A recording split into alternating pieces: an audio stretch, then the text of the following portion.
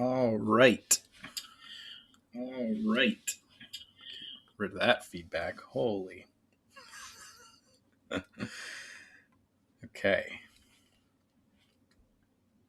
Everything is sounding good. 10, 9, 8, 7, 6, 5, 4, 3, 2, 1. Welcome to Not Real Toys, first official stream. I've done a couple of tests before. I actually did one yesterday and one a day before, but this is it. This is the real first official stream. I'm going to be streaming for probably about 3 to 4 hours tonight, and we are going to be working on Venom. Venom's coming out in theaters like, is it this week or next week? I don't know, but I'm pretty hyped to see it. So I thought it'd be a really cool project to be to work on and create like a figure for, and I have a concept in mind which you can kind of see already. It's Venom basically cooking. Venom loves to eat, and Venom loves to eat body parts, particularly heads, I believe. So it's going to be Venom, frying pan, head in there with like some mushrooms and stuff, and him pouring some kind of spice in it. And then I want to have Eddie Brock kind of coming out of the back here, and with like a recipe book. So we'll see how far we get with it. But let's go ahead and just do some checks first. See how everything is looking. Looking good and centered. The camera doesn't look like it needs much adjustment. Audio's good. Let's just check out the chat view real quick. Cool. I have it in portrait mode right now because my office is kind of a mess. I just moved up here. I'm in the attic, so it's toys in the attic. And yeah, I have all my old consoles over here.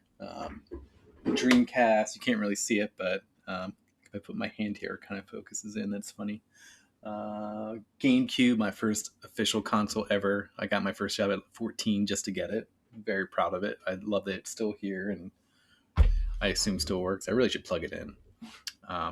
One thing I am thinking about doing is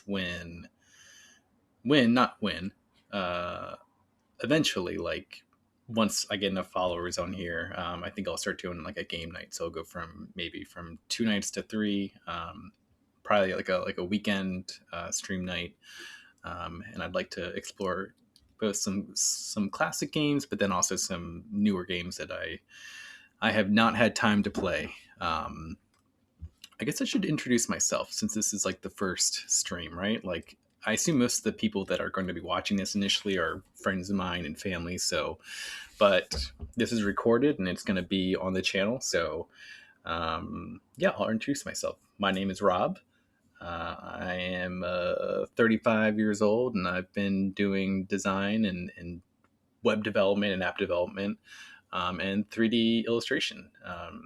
3D is a huge passion of mine. I love doing 3D illustrations, particularly character modeling and design. And it's something I honestly have only gotten into in the past, I think it's coming up on 5 years, might be 4. But I've learned Blender, I've learned ZBrush, I've learned a lot about like rendering.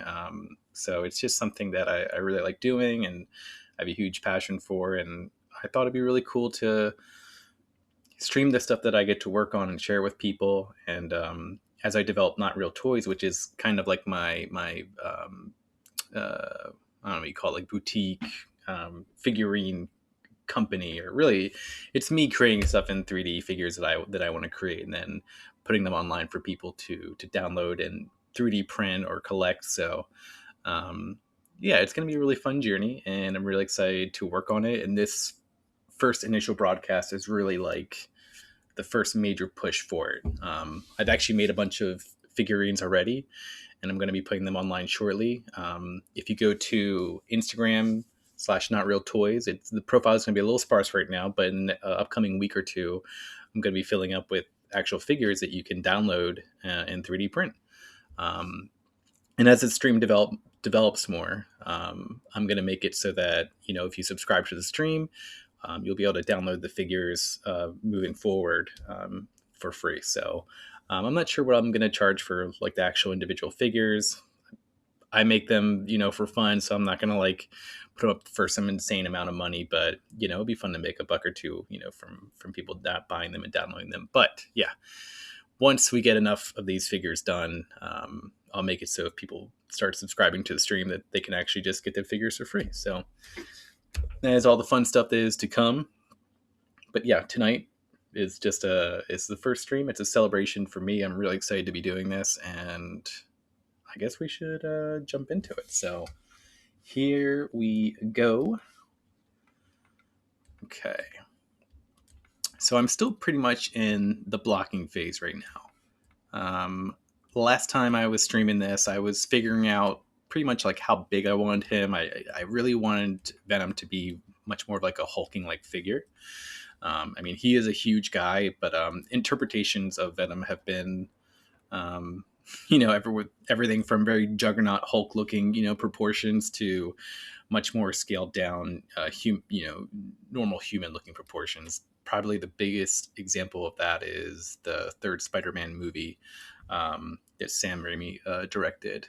He pretty much was just, I think it was Topher Grace played that character, and it was just Topher Grace in a black Spider-Man suit, which is not what a lot of people wanted from that movie, myself included. I remember going to the theater and seeing that movie and being hyped. I saw it with a bunch of my friends when I was living in Florida, and it was an exciting experience to go there and be part of the hype crowd. But I remember a lot of us walking out and just feeling really like, that's not it. That wasn't it. So I'm much happier with the Venom that we have on screen now, played by Tom Hardy. Let me get my tool set up here. Something that I'm going to do on the stream a lot, and I'm going to have to correct myself, and I'm probably shooting myself in the foot by pointing it out, but it's something I'm going to be working on. So if you guys want to point it out to me, that's fine. I'll take any good interaction in the chat. And we already have a fly in the room. Great. Okay. I don't know why this is not selecting. Select. There we go. Okay. I do this kind of like, I do this a lot. I'm always looking at, the silhouette of a character when I'm modeling, and for some reason, it looks like I close my eyes all white, but it's not. If I'm actually going like this, and I can still see very well, but it's basically eliminating enough light in my eye that all I'm seeing is exactly what I'm focused on. It gives me a little bit of like a tunnel vision. So it looks weird on stream, so that's why I'm bringing it up. I'm trying to be a lot better, and basically what's going to happen is I'll get done this stream here and see all the times that I do it when I watch the playback for any issues.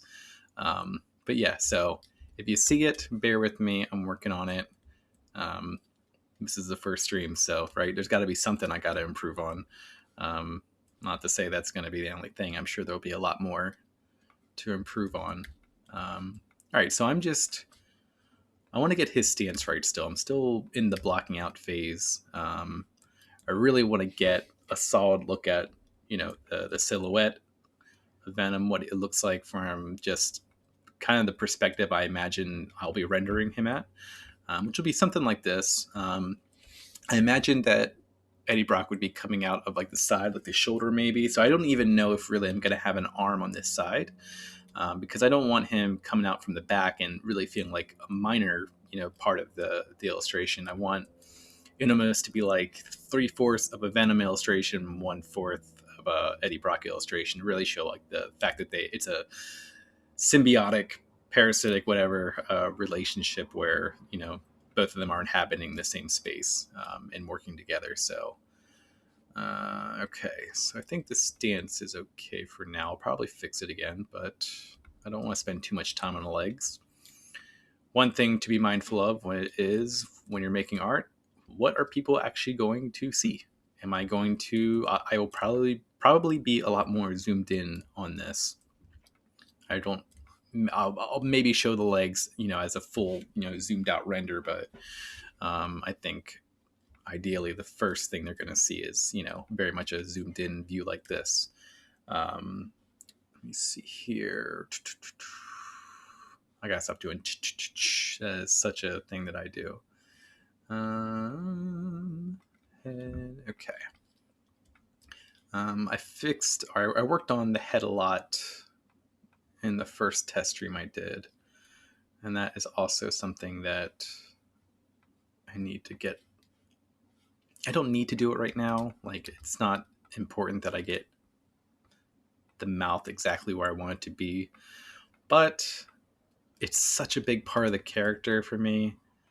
The way that his mouth looks, it's like informs so much of, like, he can look kind of silly and derpy, which he kind of does a little bit right now, or he can look a lot more serious. And I want him to look basically like, yeah, like he's having fun, and he is, in a much more playful state, but also like a little, primal, and like, like he's really into whatever he's making. So I think it's gonna basically involve me just adding some teeth right now. So I'm gonna go down, and it's a finger. I gotta put that into my trash bucket. I think I'm also gonna need to invest in a slightly less loud keyboard, because I know I'm gonna hear those little keyboard pops on the playback. All right, turn that guy off. Got some hands in there. Make a secondary hands folder. Okay. Turn that guy off. All right, we're just going to focus on the head now, and I'm going to make one more shape, and it's going to be the first tooth. I'm going to move this arrow down there and push that shape up, and then shrink it. Okay.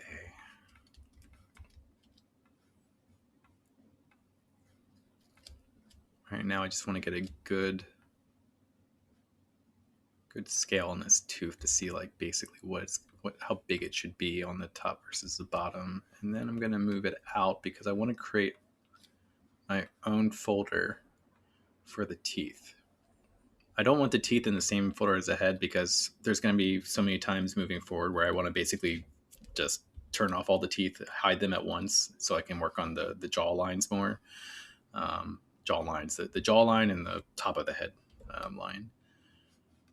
I don't want to have to manually go in and turn off all these teeth. Oops, not hand, teeth. Okay.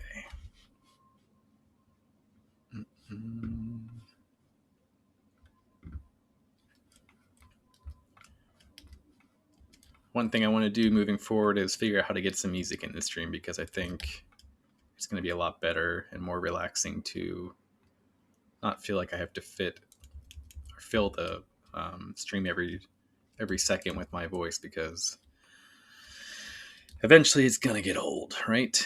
Eventually I'll just feel like I'm over explaining things, and I want this to be more of like a chill, experience where people can kind of tune in and watch, and, they could fall asleep to just watching it.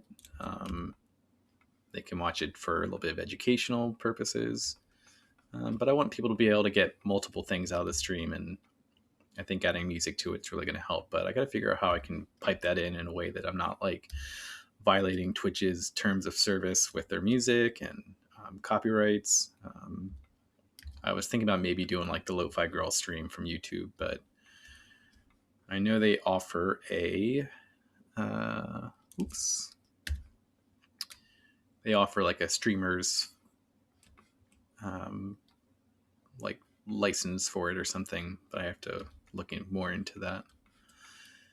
Okay, that's a big old tooth. He has very skinny teeth. He has like very just thin, almost like piranha, right? Like those nasty, is it an anglerfish? I think the ones with like the little, I forget what it is. The ones that have like the little glowing thing on the top of their head, and they have like the giant, like sharp, almost like needle-like fangs.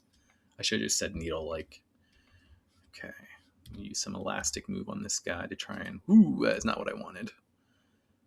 I have to bring the focal shift of that down. Try to just angle this more. It doesn't even necessarily matter with the teeth if I have symmetry on, because I can, kind of move these, and like the teeth are not perfect. They are very organic, very, made in the moment. I mean, I don't even, I'm curious now if when they make Venom, when they render Venom in the movie, if like they change little features about him every time, or if it's pretty much like, where his teeth come in are exactly, the same exact teeth every time. Because I don't even know if Venom really has teeth the same way that we do, or if like they're made like of another substance. But that is a very geeky debate to not be having on the stream and to have somewhere else. I'm sure like Todd McFarlane or someone has addressed that. Okay. Maybe that one's a little too curvy for the straight tooth. And I'll start remeshing this, not that much, so I can start getting more even geometry. Okay. I'm just going to keep duplicating these and turning them and seeing what I like. Just kind of messing with it a little bit. I gotta bump that geometry up. This is this tedious work that like it takes forever. You can spend hours doing it, and when you first start doing it, like the mountain you're about to climb, and it's just like, oh, I don't want to do this right now. But then when you finally get done, it looks awesome. And you feel like, all right, I'm really glad I spent that time on it. I remember I was doing a Pennywise bust. When I first started learning 3D, I did a Pennywise sculpt in Blender. And, Pennywise has some very, very unique looking teeth. He almost has like rabbit teeth in the front.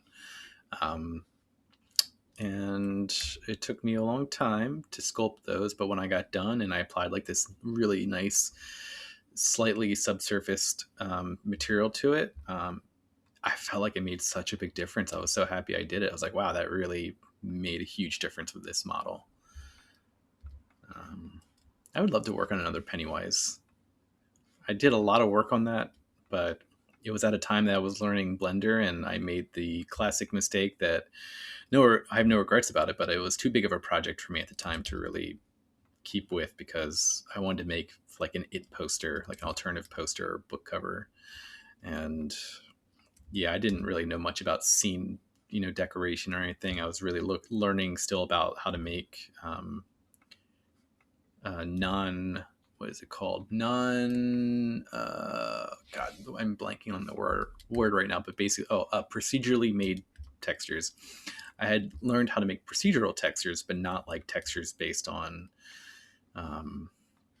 like actual patterns you can take from like real life. So I got stuck on that, and I kind of just got burned out and wanted to work on other things and not keep working on Pennywise for like 5 weeks. So I moved on, but I made a decent bust of him. And I'm I like that I didn't get to finish some projects I was really motivated to do, because it gives me the opportunity to work on them again. I still feel too new at this to be really remaking some of the projects I did in the past. Although that's something I think about, like, oh man, I go back and look at older work and I'm like, I can do that better now. I can do that better. I want to do it better. But like to decide to do that is, it's taking time away from doing something new and learning something new. So, there'll be a time in the future, but right now is not the time. I want to make some new stuff like Venom. I am very excited to see this movie. I heard it is good, and I heard there may be, I guess this is spoilers, I shouldn't say, but there might be a surprise cameo by a certain character that a lot of people might be surprised to see in the movie. I don't know. I haven't seen it, and I'm not afraid of spoilers. I actually kind of enjoy spoilers a little bit because it gets me excited for like what's going to be in the movie. I still enjoy it just as much knowing what's going to happen. Not to say that I don't appreciate a good surprise. Like Captain America picking up the hammer in Avengers Endgame was a hell of a moment to see in theater, having not known it was coming. Like everyone just lost their shit. but I feel like a movie for Venom, like, not going there for those type of surprises, right? I'm going there because I want to see Venom and Tom Hardy, who I believe also voices Venom. I want to see them have their little buddy bickering, weird dynamic duo type vibe. I don't even know what you call that. I feel like that, it is a trope a little bit, but I don't know what you would call their dynamic. Okay. So his teeth are a little short. So what I'm going to do is I'm going to merge them all together and then basically just use one brush stroke to start making them all taller, and then I'll separate them back out. So merge, merge, merge, merge, merge, merge, merge. I actually could have just done this by going here and in the menu and saying merge all. Oh, it won't let me. Here we go. There we go. I could have just done merge folder, but whatever. Okay. So I'm going to bring this up more, bring it out. I'm giving him a little bit of like an underbite, aren't I? I'll do a different move brush. I am not great at remembering how every move brush in ZBrush functions. They all have like a little bit of a different vibe to them, Like the elastic is definitely more, pulls on a lot of the mesh around it. But like when it comes time to actually like knowing like which brush to use, for me it's very like I think the move brush will work for that. I don't know, I'll try it, right? Just try it. I wonder if a lot of 2D artists feel the same way about like brushes they use in Procreate or something. Ooh, now it's too like stalactite like. I need to like sharpen them up, but also not so twisted. I don't want them twisted.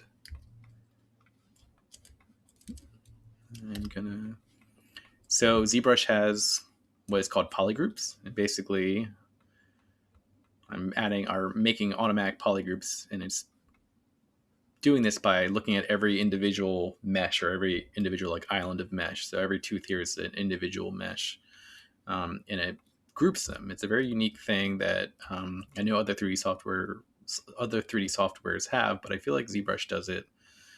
It applies them and allows you to create them in really useful ways. So the usefulness for that is that basically I can go in and isolate just one of these, or I can unhide it, and I can go say, oh, I just want to show that one.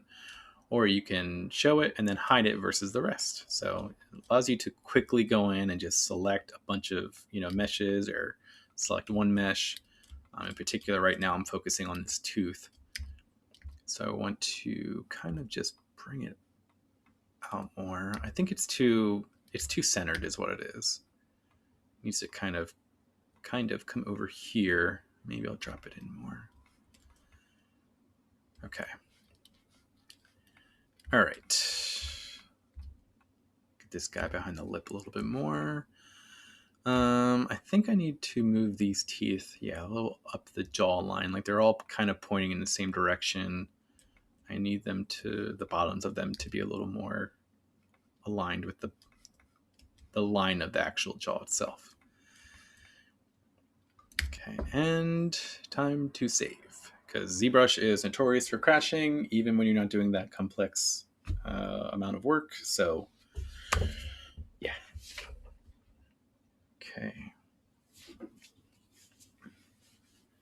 I would like to point out that I'm wearing a Not Real Toys t-shirt made by my lovely wife.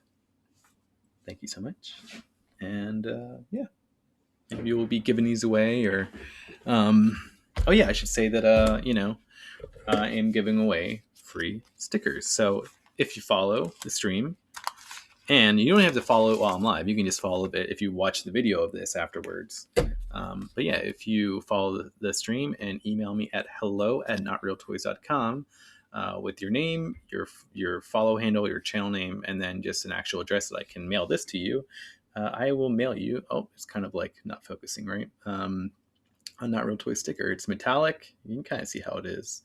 I love them. People love these stickers, so I figure, why not? Why not spread the love? Okay. All right, separate these back out. Split 2 parts. I apologize in advance, but I'm gonna complain about ZBrush also as I work on this stuff, because there are some things that ZBrush does that I just wish it did differently. And it's nice to have an avenue to complain about, and I'm sure as other artists and people who use ZBrush come to follow the stream, they'll be like, yes, I know exactly what he's talking about. I know your pain, bruh. Well, it was kind of funky, right? I like that. Happy accidents. Okay. His teeth are still very, let's see if I can merge this again. The issue with merge folder is it merges the folder into one new subtool, but it then duplicates that and puts it outside of the folder. So you still have all the original subtools, individually. So then either you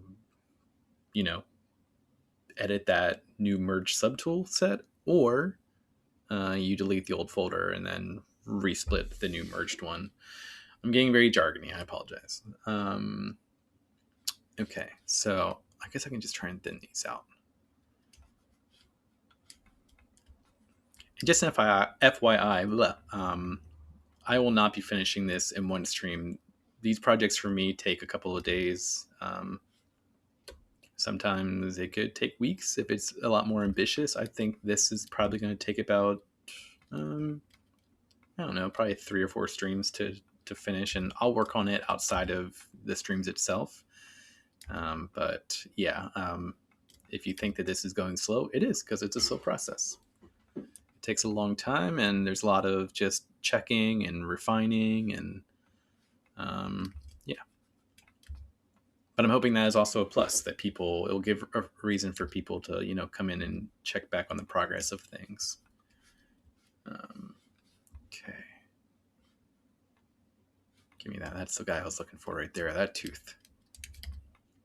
I can feel myself like closing my eyes, like I feel like such an old man when I do it. I used to work with a guy, and he would that's it. That's all I say. I used to work with a guy.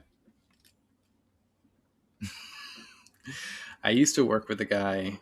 He was an older gentleman, and every time I would pass his computer at work and he was working, he would always be like, he'd be sitting back like this, and he'd have his eyes closed. And I swear to God, it looked like he was sleeping half the time, but he was doing the exact same thing I do now. So I didn't know I did it back then. So I feel like it's a little bit of karma that, I got a laugh out of that. And now here I am doing the exact same thing. Okay. So I thinned the teeth up a bit, and I think that looks better, but now I got some gaps, and I think that's okay, but I'm going to need to add some kind of filler teeth in behind it. So he doesn't really have a perfect row of teeth. It's not like, like we do. He has them as like this mishmash of just like teeth shoved in there. It's very almost just like violent, it's got a very unique and inhuman look to it. A lot more primal and very predator looking. Not predator like the alien, but very much like a apex predator, just made to devour look. Okay, here, how are things looking? So let's add some more.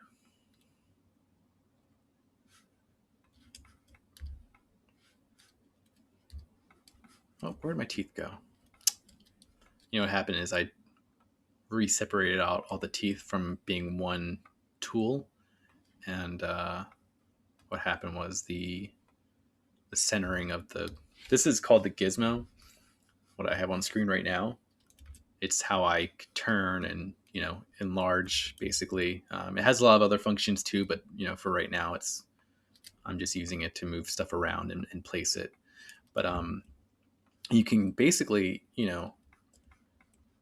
uncenter the gizmo on the tool on the mesh. You can move it back, or I can move it around over here, and then I can basically hit this little map icon, little like map pin. It looks like I work in design, so to me this is a very classic map pin, and it will just drop it back over to the center of it. And then you can use this to rotate it. It kind of resets the rotation and on all the axes. All right, let me move this guy back. I hope all the info I give about this stuff is helpful, because learning ZBrush, it took a lot of time to do.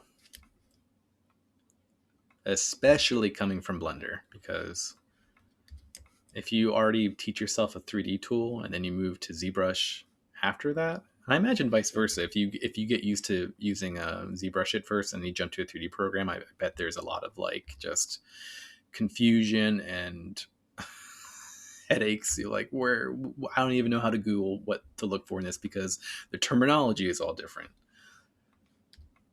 See, I already complained about ZBrush a lot. My apologies. When I was a kid, my dad had a really old Cavalier, and it was like the old kind of junker but reliable car. It didn't look great, looked like it was in the best shape, and I remember he used to like slap on the dashboard and try to like soothe the car to make sure to encourage it to work better. So that's how I feel right now. Like, ZBrush is definitely not a Cavalier. It's a much finer piece of software, but at the same time I want to complain about it, but also keep it happy. I don't want to betray the ZBrush gods and have them feel like I'm not worthy of getting the things done in here that I want to do.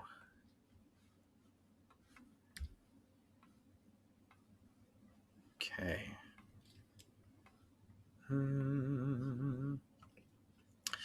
I'm going to move away from the teeth for a little bit, because I don't want to spend the whole stream working on teeth. I know there's still a lot of time left, but I think it can get pretty boring to just sit here and work on teeth all night. So I will work on...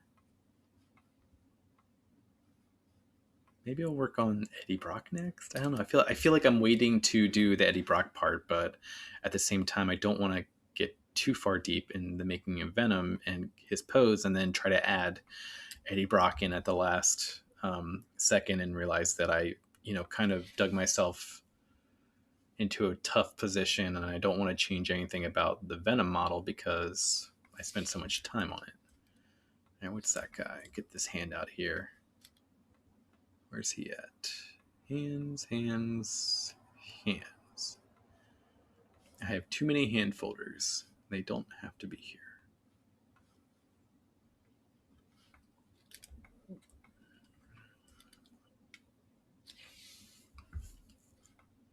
Okay. It's nice to see some teeth on him.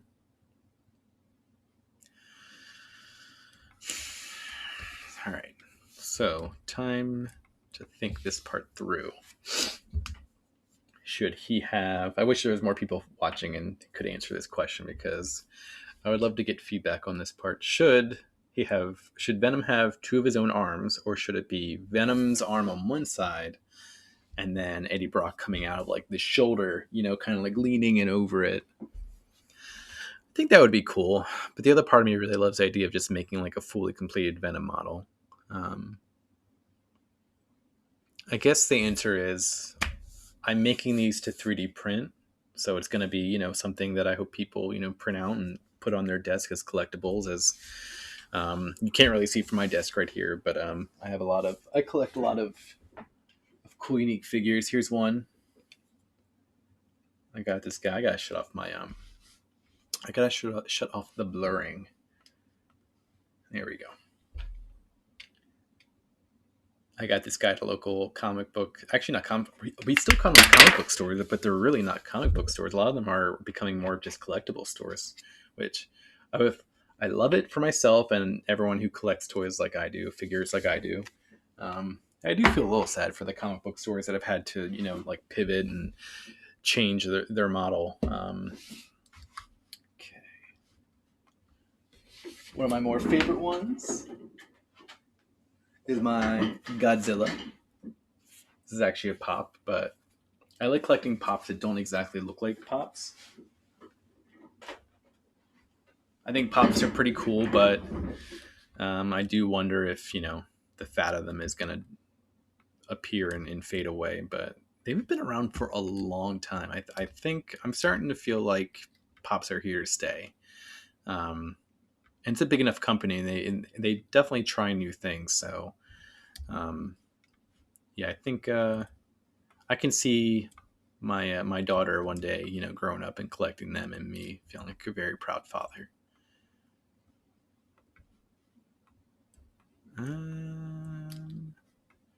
Why is this not working? Oh, God.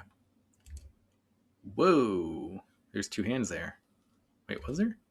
No, that was a ZBrush issue. Sometimes it bugs out and you'll move something and you'll see the exact same like mesh or subtool underneath it, thinking that there's a duplicate, but it's like just like a weird screen glitch. Okay. I'm not stalling. There needs to be another word. It's not stalling, but it's like when you're undecided about what direction to go in, so you keep just making tiny little movements to bide yourself some mental time because you're at such an indecision.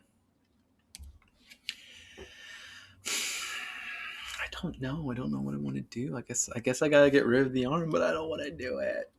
I don't want to keep the arm. I want to have them like pouring something in. So I'm gonna save this as a backup. It's so weird that when I open up my save dialog, it doesn't show up on the stream. It's so interesting to me. It will show this part, the saving file in progress, but I like it though. I said on my last stream that I it feels weird to me to like have a save dialog come up that shows like the complete folder structure of my computer. I'm not really worried about like someone like hacking my computer, but it's just like, well, here's a map of it if you're looking for something. Okay. I am going to turn the left arm off. Goodbye, left arm. Let me turn the left hand off. Oh, sorry, it's right. It's left for me right now, but it's his right arm. And I'm just going to move that up there. Okay. We are committing. And I'm going to resave that and move back to the core file. I could have just duplicated the folder, but right now the folder structure is very minimal, and my ZBrush files have a tendency to just get crazy big with like backup folders and hidden folders of like, I want to move forward in a direction I'm not sure about, but I don't want to like, lose this progress. So I'll just duplicate the folder and hide it and come back to it if I'm not, if I'm not happy. Okay. So now I have to make a very primitive, at least, placement for where Eddie Brock is going to be. So I'm basically just going to put... I'm going to make a very basic Eddie Brock. It's not actually going to look anything like the character, but it'll get me the placement for what I need to see. And then I can put him, put the placeholder where it's going to be popping out at, and kind of like, curve him a little bit in a way that informs how the rest of Venom is going to look, or at least how the outline of him, his silhouette's going to look. That's not what I wanted, but that's fine. Okay. I should just focus on this torso for a bit and hide everything else. Ooh. Oh, I hate when it happens. I've been told I move very quickly in the programs, and that's been an interesting thing for people to watch. But there are times where it's a little bit of a double-edged sword because I'll move so quickly that by the time I realize I accidentally messed up the first thing I was doing, like if I click on something, I'm already like 3 steps ahead, and now I'm like basically doing actions in the menu I didn't intend to be in. And yeah, it's always a good reminder to like slow it down, take it easy.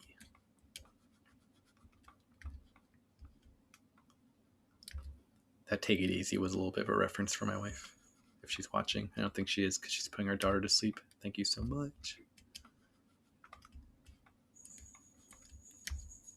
Oh, I don't know if you can hear that, but that's our cat Frank. Okay. All right, I'm going too far. So easy to do. It's so easy to get lost in just doing really basic things because it's fun. It's fun to make stuff out of nothing, you know? Like, it's wild to me. It's wild to me that I can make something in 3D and then send it to my 3D printer, and then, like, you know, in 8 hours or whatever, it's done. And then I can hold it and, like, this is a thing I can show people that I made. And we live in a wild time. That's all I have to say. For many reasons, but for creatives, okay. So, whoa, turn that off. Gonna move him over there.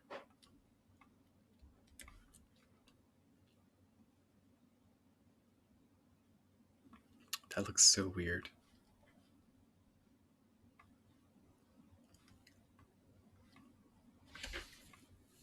I think I need him to be skinnier. Let me turn on local symmetry here. Oops.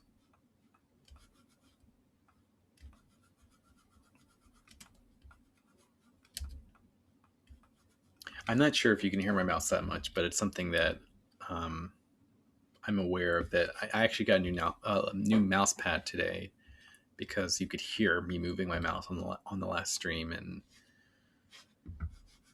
my microphone is not that far away from my mouse. So if it's something that pops up, I will hear it this stream, and I will work even further for the next one to make sure that's corrected. And what I'll probably wind up doing is getting like a little mic stand, so it's a lot more like closer to here. I mean, I don't like that it would appear in the video. I don't want to, you know, hide all this, but it's important that I don't annoy people watching this. Okay, and again, I think having maybe like music in the stream or something is that would be helpful. Okay. Oof.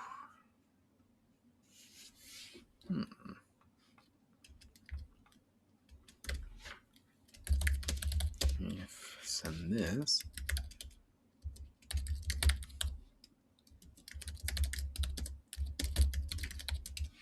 Okay.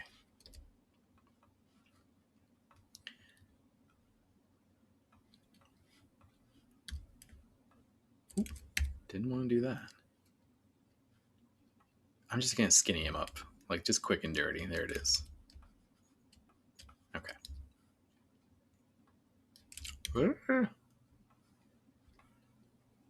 Now I want to bend it. Not like that. Oh shit. I hate when this happens. What is happening? What's happening? I think I have to restart ZBrush because something is happening with my brush where it is not. This happens on occasion. Usually it doesn't happen. Oh, okay. Did it solve itself? Yes. Okay. I was going to be a little sad if I had to like reopen ZBrush on my first stream. Like, it's not a big deal, but I want to carry the momentum, you know?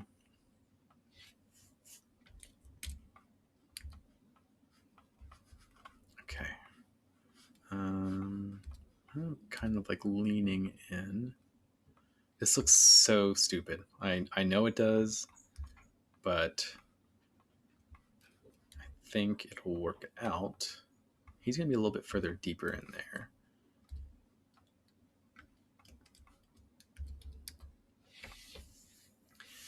Yeah, add the head in there real quick.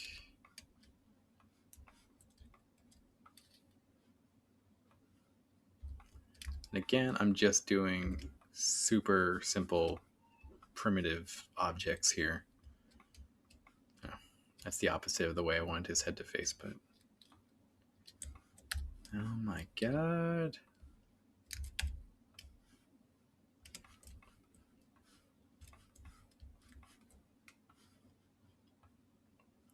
Okay. Turn the head a little bit.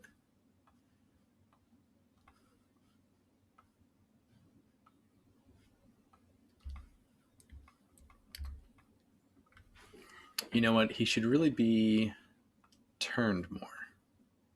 He should really be turned more. Eddie.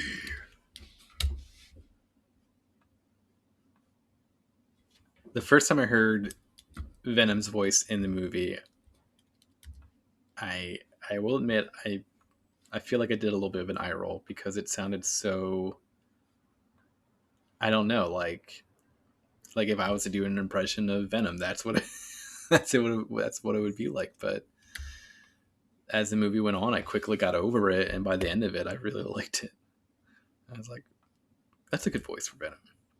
Like, what else would Venom's voice be, right? Like, he's a silly character.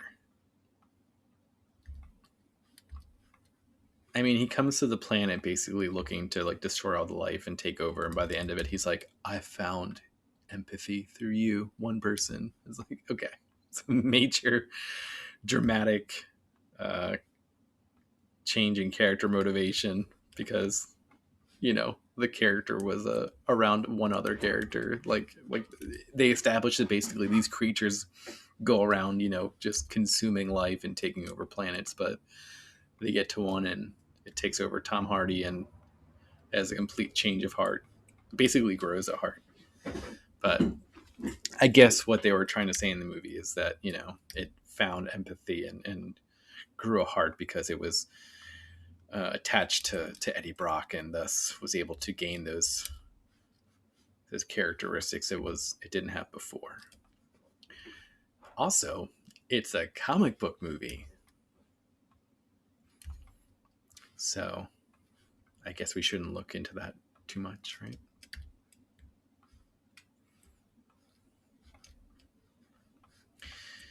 Okay.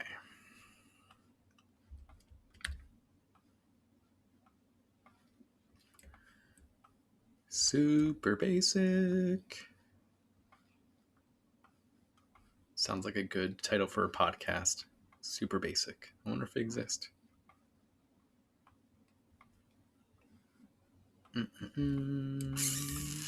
Okay. I don't even know. Like, his arms are going to be really... Yeah, I want them out more. Okay. Kind of like reading a book, you know? Maybe, yeah, maybe like that. Like, he's kind of like that.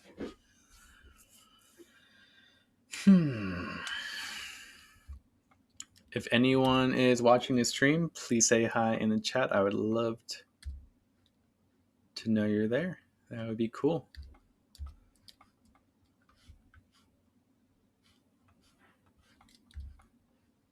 Okay. I wonder what his other arm should be doing. Like, this one's going to be holding a book. I think it would look cool if the book was like only held in one hand, right?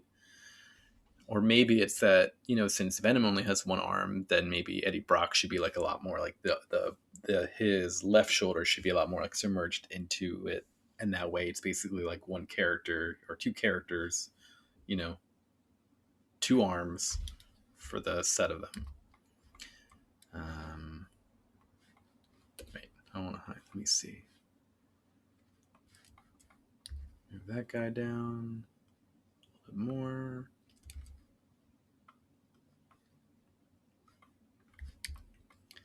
Move his body in more. Ah. Hi, Lydia. Thank you guys for watching. I appreciate it.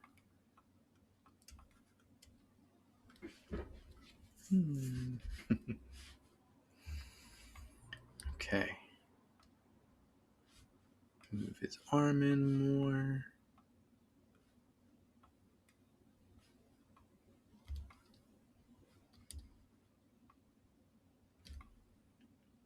Yeah, and then we'll have... I don't know if it's possible, but I would love if ZBrush had like it has a local sculpt on axis. I wish it would have a local sculpt on axis in a way that also is like, even if you've moved the axis to a tilt, it would still mirror on that way. But it might have that. I feel like it should have that. I haven't discovered that feature yet, and I need to Google that sometime and see if it's possible, because that would be super helpful. Because right now I can't really go in and sculpt this guy at like a high definition like I'm doing with his Venom, because I'll just show you. Like if I go to here and I turn on my mirror sculpting, see how like the red dots, like one is near like on the side of his face where the other one's on Venom's like collarbone area. Like I really want that mirroring to be localized so that it would just be on his face, you know, like one red dot on one side of the cheek and one red dot on the other. But as far as I know, and again, I have no clue if it's possible. I just haven't been able to find that feature in ZBrush yet. But I would love to have that ability, because it would definitely save me some time as I basically pose things. And you know, right now I'm going to have to go back out and redo this whole model from scratch, which is not a big deal. But I wish I didn't have to. Okay, so I'm basically making a book right now. It's going to be thick because it is a stylized creation. And let me see here. Oops, you know what? Let me duplicate that.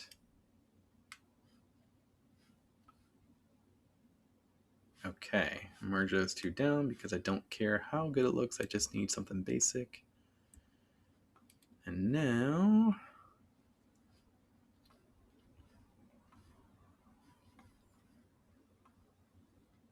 there you go. Like maybe it'll be tilted a little bit, you know.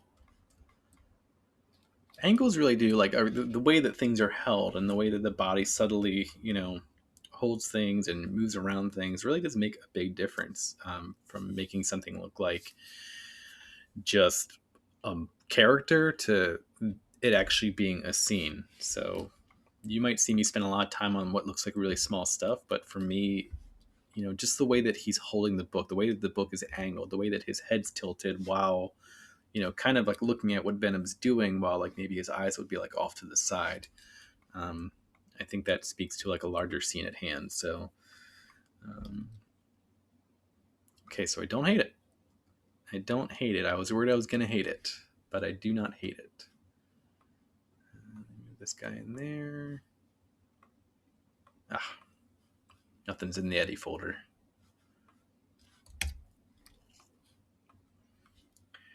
By the way, Carhartt Gaming, I hope that we can watch Venom sometime. I believe it's going to be out when you're in the States, so we should definitely go see it. That would be cool. All right, let me just move this guy around a little bit. Ah, what did I do? I messed something up. Ah, okay. Here we go.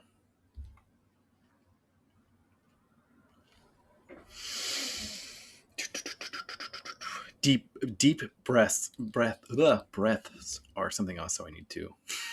Speaking right, that's something I should do. Okay. So now that I have, I need to make Eddie a little bit bigger. That's something I need to do because he is a little small. So maybe like that. Maybe coming forward a little bit more.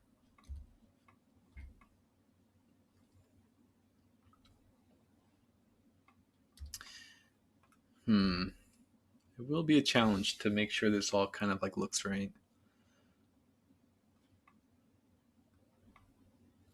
Okay. I'm going to go back to the hand. And really try and get this. I think I need to raise, this guy up a little bit more. Kind of get it like really into the center of the frame there. Almost like he's like about to like bring it up, to his face. I mean, I want Venom to look like he is super hyped to eat this. He's like, yeah.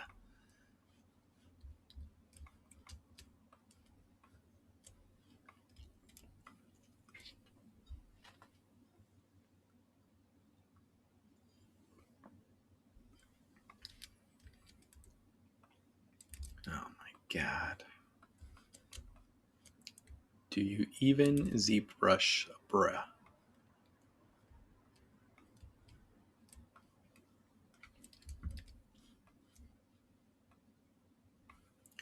Okay, move this arm back a little bit. This gizmo tool, by the way, is I love it. It makes moving things around so much easier. And once I found out like how to like reposition the anchor point of it, oh my god, night and day difference. I used to like think about just making the blockouts in Blender and pouring it over, but yeah, I don't have to do that anymore. Okay. Oh yeah, that was ZBrush's reminder for me to save. So let's save it up.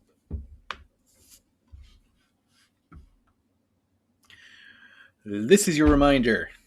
If you're following or if you're watching this channel, you should follow it, and then you should email me at hello@notrealtoys.com with your name, your username on Twitch that you followed me with, and your address, and I will mail you three stickers. So do it.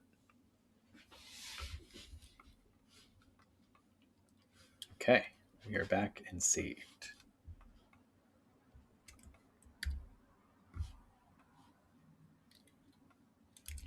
Oh yeah, and again, you don't have to follow it while I'm during the live stream. You can follow us outside of the stream, and you can still email me, and I will still mail you stickers. I have a lot of stickers, so don't be shy. I want to give them away. Okay, what am I doing here? What are any of us doing here?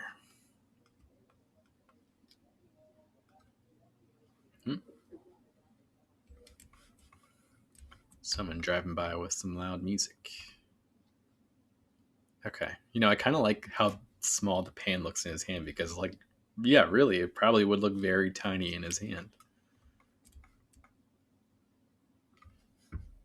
That'd be a fun thing to explore, like how tiny things are. And what I watched recently was not today's episode of What If, the Disney Marvel show. Although I did watch today's episode and I liked it. But last week's episode with it was like, what if Thor was an only child? Which, when I first heard the concept of that episode, I was like, this is gonna be a sleeper. I should probably pass on this one. But I go downstairs in the morning with my daughter. We watch it every Wednesday. It's a nice tradition. I love it. And I watched the episode and I really, really liked it. I think it was one of the better episodes of the show so far. I've seen almost every episode, but I haven't seen all of the zombie one yet. But anyway, in that episode, there's Frost Giant Loki, which is really cool because that's something I've been wanting to see since I watched Loki the show, and I think they kind of teased in like a little hologram all the different Loki variants. And I think there was like a Frost Giant Loki or like an Ogre Loki. It looked really cool. So yeah, they had the Frost Giant Loki, and at one point he answers Thor's phone, and it's like so tiny in his hand that when I first saw it, I was like, what is he holding? And just it looked really funny. It made me laugh. Just him holding it like right here, like so. I like it when big things hold tiny things. That didn't sound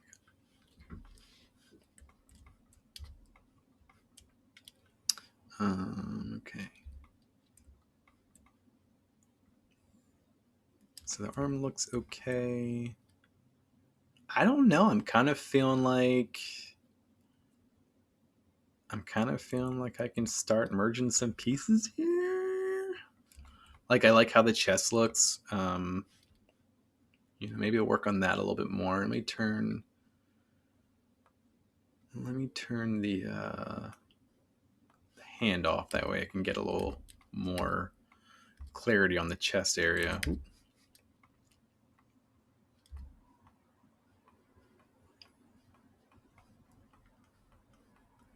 Carhartt Gaming, if you're watching, just a question: am I coming through okay? Like, how's my audio? Is it how's the quality of the video? Is it everything seeming optimal? I'm getting some new internet equipment up in my office right now. I am ashamed to say that I'm actually doing this over Wi-Fi because I haven't been able to run a Cat5 cable. Oh, okay. I'll try to get it closer. Is that better? Testing. Have I been quiet like the whole stream? Or is it just in like the last couple minutes? Because I do have the tendency, I feel like, to talk in a little bit like a whisper when I keep going on and on and on again.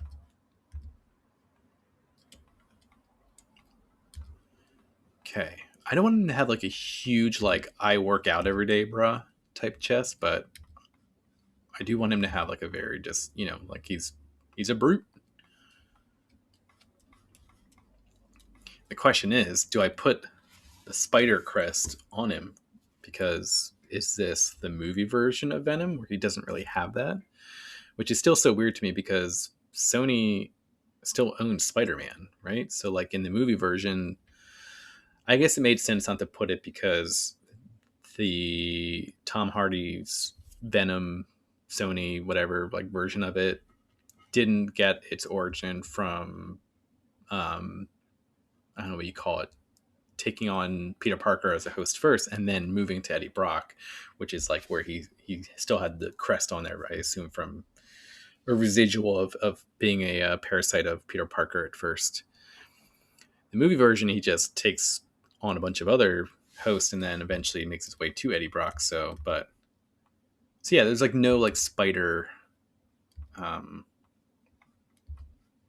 no spider influence whatsoever in the movie version, but I do feel like it's an important aesthetic of the character. Like I've always known Venom to be, a much darker, bigger version of what Spider-Man looks like, and that includes the symbol, the crest on the chest. So, I think I will do it. I think, well, for one, it's more accurate, and I'm not trying to make I'm not necessarily trying to make a sculpture of the movie version. I'm really doing it because I wanted to do the character, and the movie's coming out soon. So, a good thing to do when you're an artist is to capitalize on trends. So if you want to work on a character and that character is really popular, you should probably work on that character. You should probably do that and put that out there because people might see it a little more. And, exposure is a good thing.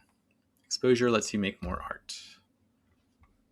And that's the goal, is just to just keep making cool stuff. Okay. Is that the... Okay, I'm going to duplicate the top of the torso for a second. What? Why did you do that? And I'm going to break symmetry because I do want to look at how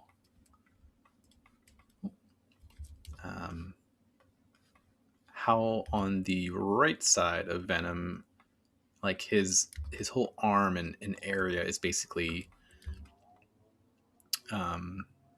moving, away to expose Eddie coming out from that side. I don't think it needs to be really complex, but there should be a little bit of, morphing going on to make it look like, his body is kind of moving out of the way, or maybe it's Eddie is breaking through. I don't think it would be that. Um, but yeah, let's play with that.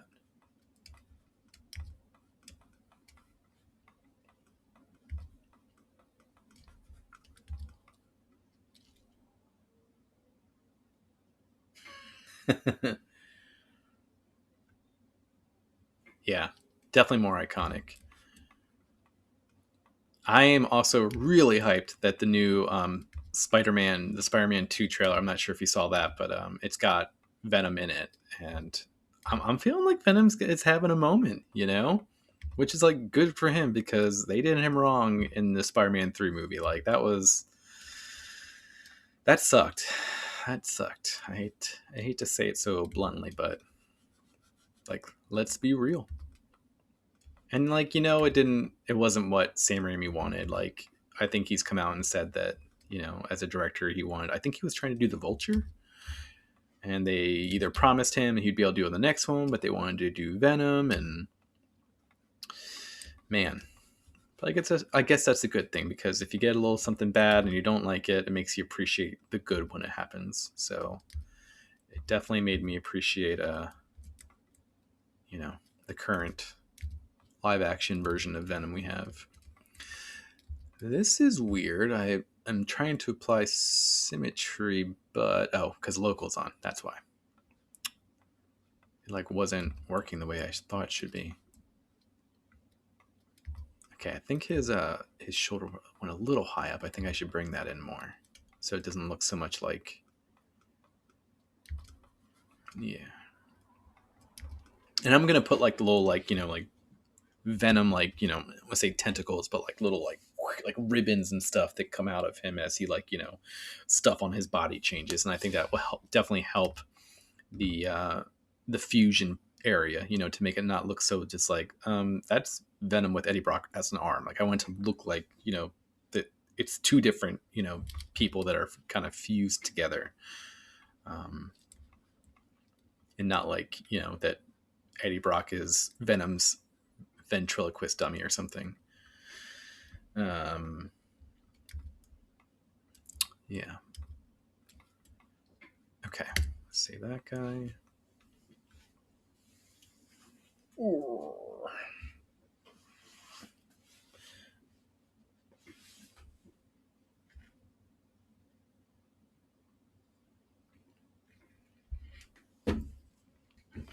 Wow, I've been streaming for an hour now. It's actually, I feel like I've gotten a bit done already in not that much time, so got some momentum.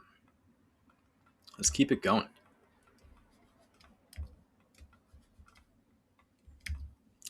Carhartt Gaming, did I see that you were checking out was it New World? I think it's New World, that like Amazon MMO that just came out. Seems like everyone's playing that today on Twitch. I was looking at Twitch earlier today, getting ready for tonight's stream and just checking out like what people are playing, and I saw everyone was playing. I think it's New World. I think that's what it's called. I'm not big on MMOs. I would actually really love to play one like someday. So maybe when my daughter grows up and if she's a gamer, we can like play stuff like that together. But I've always, yeah, I've kept myself from playing them because I've always been concerned that I would get too, addicted or into them. Excuse me. And when I heard that BioWare was making the Old Republic, I really got worried. Like, I don't know, I might have to play this. It's BioWare, which I was a huge fan of at the time for the Mass Effect series, and it was Star Wars, which I'm not like a diehard Star Wars fan. I would say I like Star Wars. I'm more of a Star Trek fan, but like, you know, I like both in the same way that I like having both consoles. Like, people who choose sides on things like that, it's like, you don't have to like one and hate the other. You can have both. You can have more.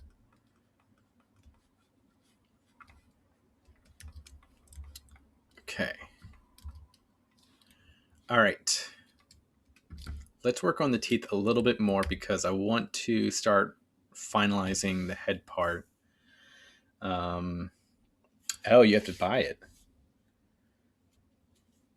Trying to.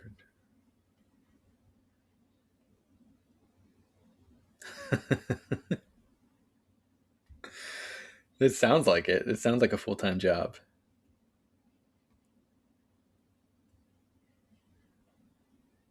Interesting. 40, but they should just put that out for free.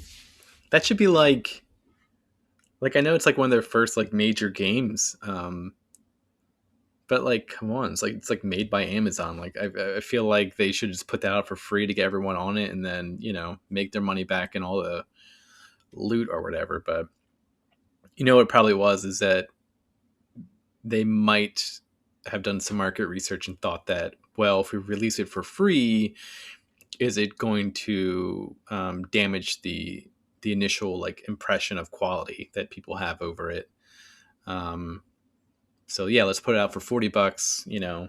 Make it a little more accessible, and then as we get a large enough player base, then we'll drop it down to half, and then eventually it'll just go free. So I feel like that's what all those big, massive community games do is they eventually just go free because they make so much money on the loot and the people buying stuff in game.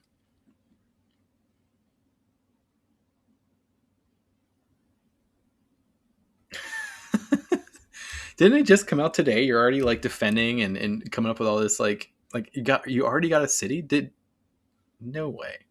That's crazy. Do you like it? Is it a fun game?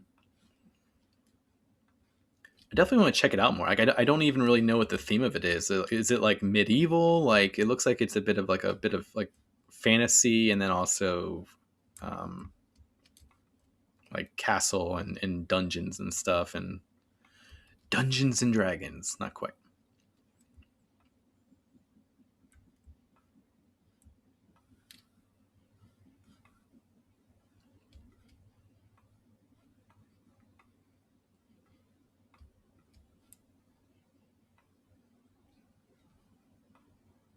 Okay.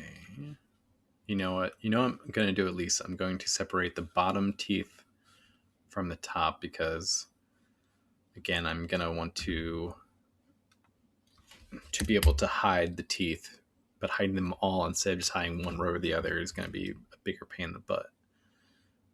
So I'm going to say top teeth. Move my water over here. Talking out loud to myself it definitely makes my mouth dry. I'm trying to drink that as silent as possible so it's not heard over the microphone. I have like a weird love hate relationship with ASMR and very like ASMR sounds. There are certain sounds that I really like hearing, but I feel like for much of the ASMR type stuff that's out there, I hear it and I'm just like, no, I don't like it. I don't like it. Turn it off. It's pretty fun so far. Muskets magic. That's cool. Muskets and magic. That sounds like a cool new category.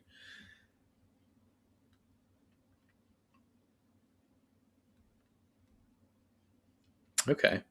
So are like the weapons the classes then? Like you basically pick a weapon and then that's as you use that weapon more, that's how you kind of merge into a class and build up in a class category.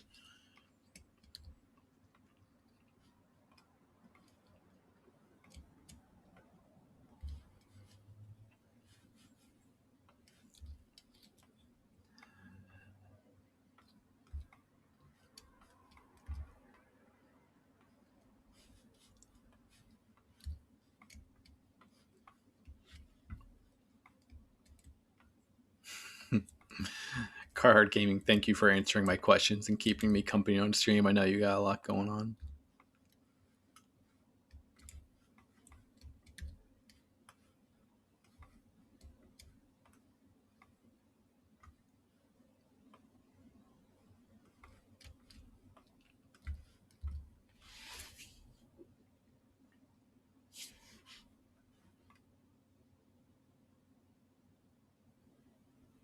Okay. Gotcha.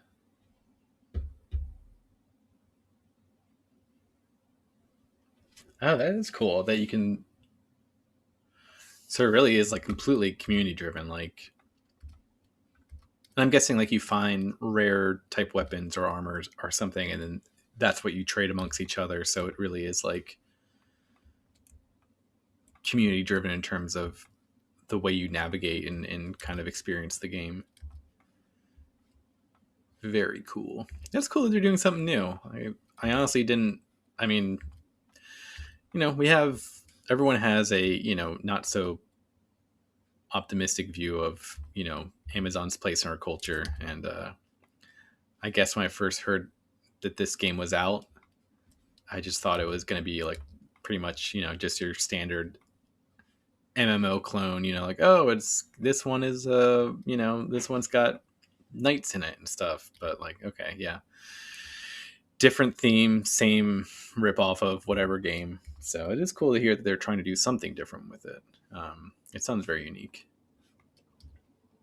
I am curious to see if it will stick around. I mean, they definitely have the marketing dollars, and if No Man's Sky can rise from the ashes and become something that the fan base and non-fans alike come around on, then sure, with enough time and money, even if it's not good now, I guess it could be something great someday.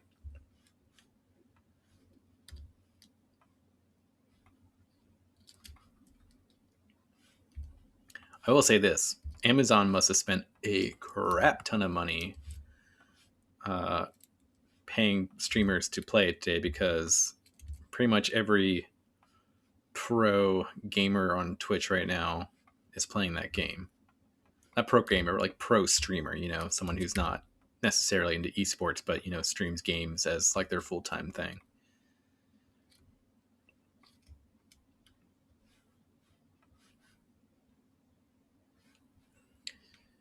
Okay.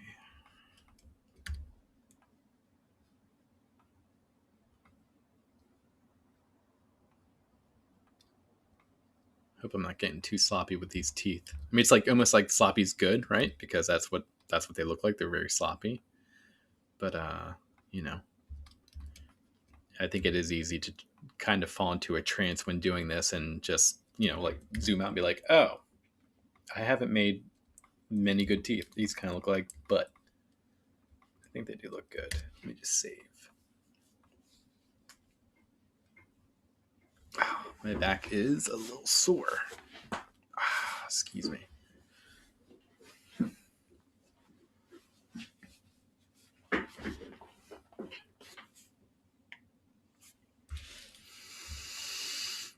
Okay. I'm definitely going to put more teeth in. Let me just put a few more in, and then I'll move away again from doing teeth, because, like I said, I don't want this to be the teeth cast where all I do is you watch me put teeth into Venom's head. Like, it's like punching holes into or punching hair into like a silicon like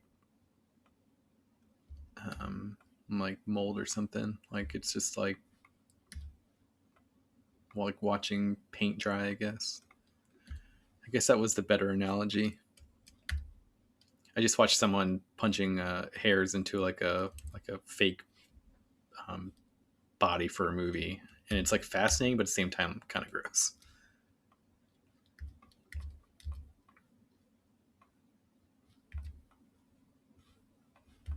I think this one should be like longer. You need some unevenness in the teeth. There we go.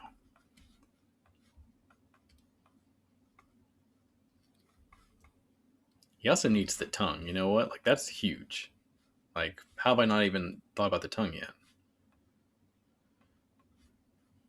Let's do that, right? Because the teeth are gonna like form around the tongue. How are we gonna do that? There is a better way to do this, but I haven't mastered the technique yet, so I don't feel comfortable doing it on stream yet. Let me see, actually. Maybe I could just do... What brush can I move out? There's like a it's like a rope brush, but it's not quite. It's like a curve brush. It's like basically you just trace in the air the shape that you want. I really never use it, but I really need to. Maybe it's this guy. Aha! There we go. Oh, I didn't want to do that on symmetry. Just like that.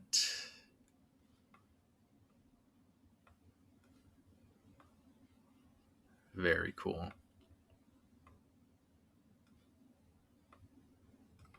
This is kind of the point of the stream too, is to learn new things and, you know, push myself that like, hey, this is a process, and, you know, like, people should see that we don't always know what we're doing, you know? I think it's really hard to feel that way sometimes because you don't really see a lot of the process from artists. Yeah, you just see the finished results, and, you know, um, it's just like, how much time did someone take to do that? How many, you know, errors along the way did they hit? Did they had to, you know, start over, or, you know, refactor? And yeah, I hope to show that. I will say that I will probably be embarrassed every time that I make a mistake and be like, oh, I can't believe I did that on stream. But, you know, I'm not here to showcase my amazing skills. I'm here to, you know, connect with the community and make stuff so people can see how it's made, and hopefully, you know, help the community grow and just, yeah, interact, because it's fun. Okay. Oh, whoa. I'm just messing around. Whoa. There we go. All right. I don't actually know how to like modify this now. Like, I've made this. How do I make it thicker? I have no clue. Did I use the right curve brush? Is there other ones? So that is curve snap. Like, you can kind of see what they do from the thumbnail, but it's not, you know, it's not perfect. Okay, crease curve. Curve tube, but that might have been a better one. Oh my god, I have to do like 1,000 steps over now. Whoa. Okay, that's probably more of what I was looking for.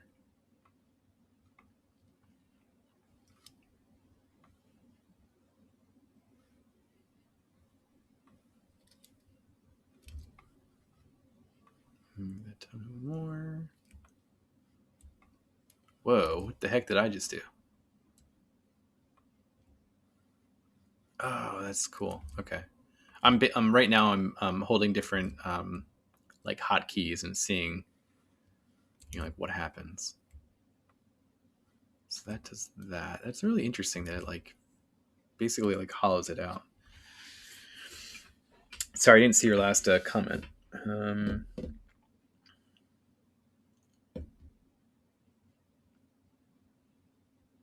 Oh wow.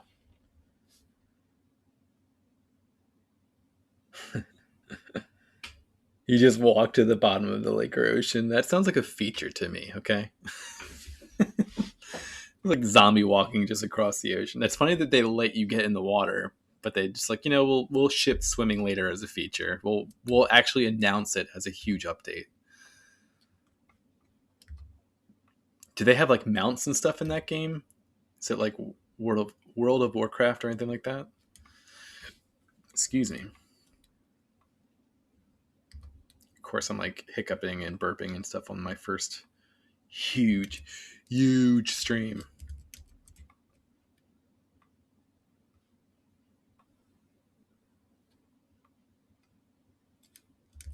All right, I like the way it looked before. That, I think that it's actually pretty good. So I'm just going to, how do I confirm? Do I just like move off and split it to parts? Oh, okay. It masked everything else except for the tongue. So now I just need to split based on the masked points. Split unmasked. There we go. Okay. Cool. So I'm going to duplicate this guy now, just in case I mess it up. And I will Dynamish, and let's get some detail in here. I need to thin it out a bit. So let me align the gizmo here so it's kind of like right in the center of the tongue. Let's see if this works. Okay. No mounts yet. Okay. For sure. I'm wondering like what the mounts would be, you know?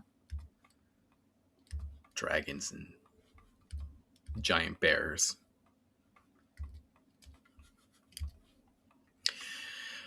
One MMO I really also thought about playing was the Elder Scrolls one, but I waited for the release of it to see how it was received, and I felt like when it came out, it wasn't very well received. I'm not sure if it's still pretty much the same.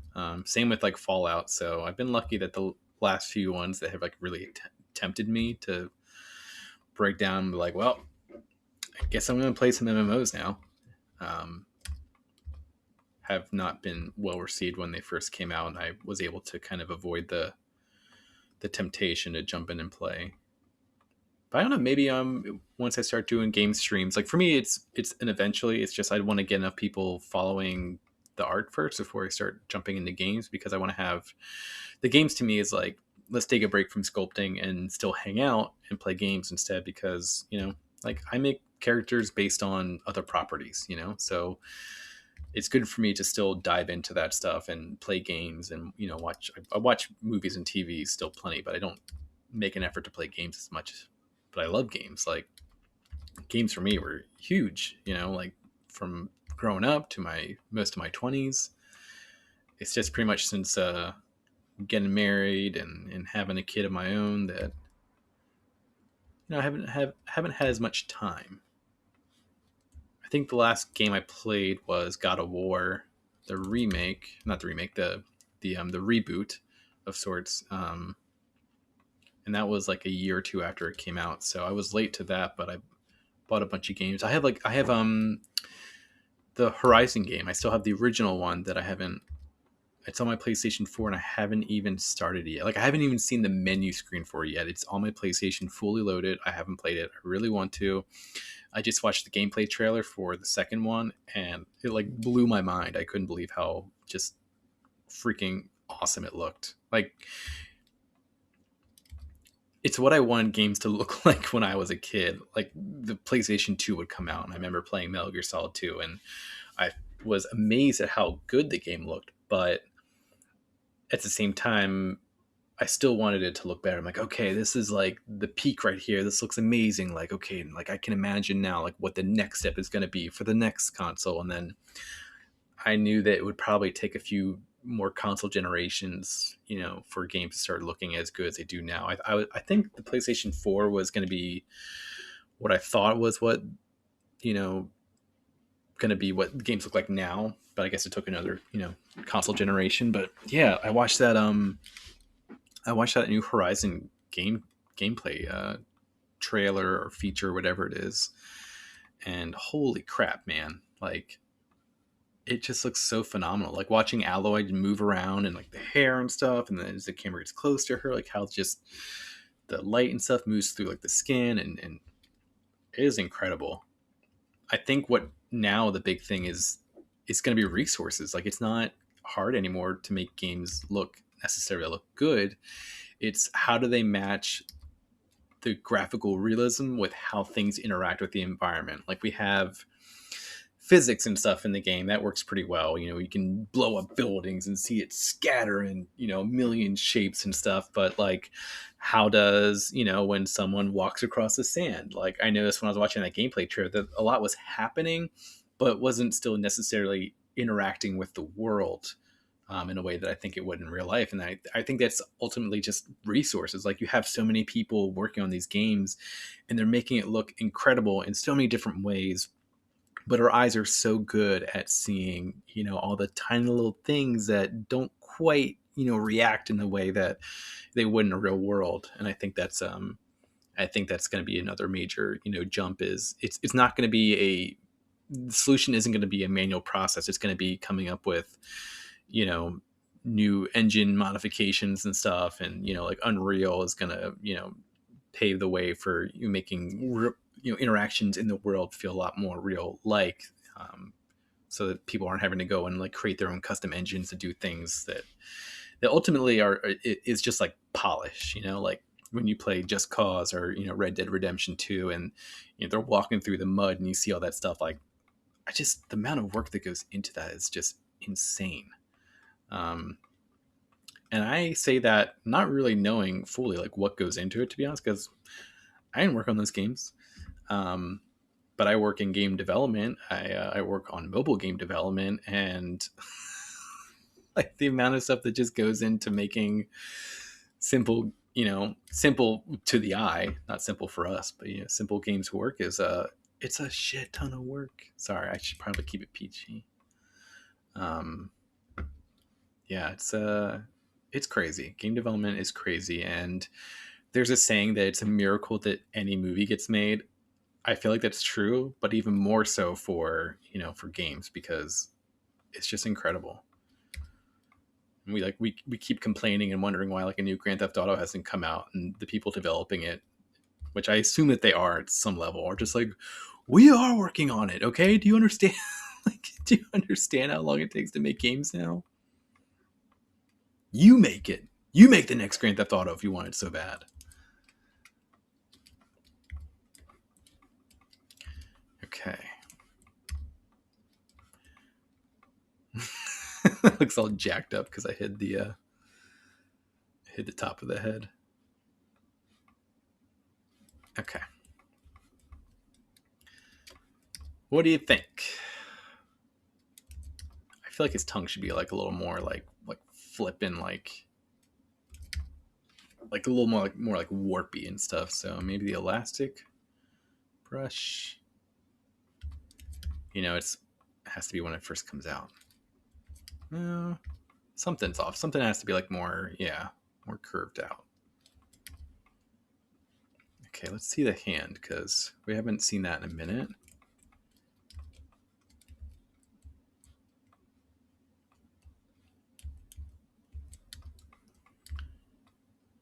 Okay.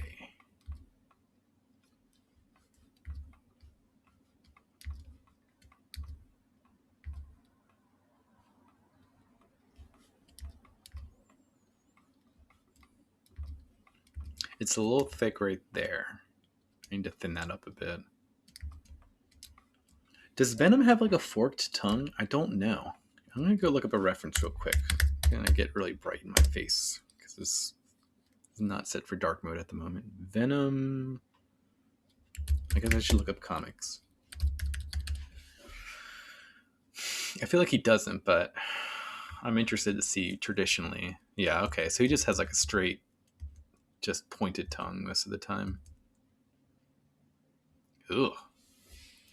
I just came across an image of Venom, like, this is gross to say, but it's true, like, of battling the thing, and looks like he puts, I'm not gonna say it, like his tongue down the thing's throat. Ugh. Anyway. Let me hide the top of the head, because I really do need to make sure the tongue is like really filling up the mouth a bit.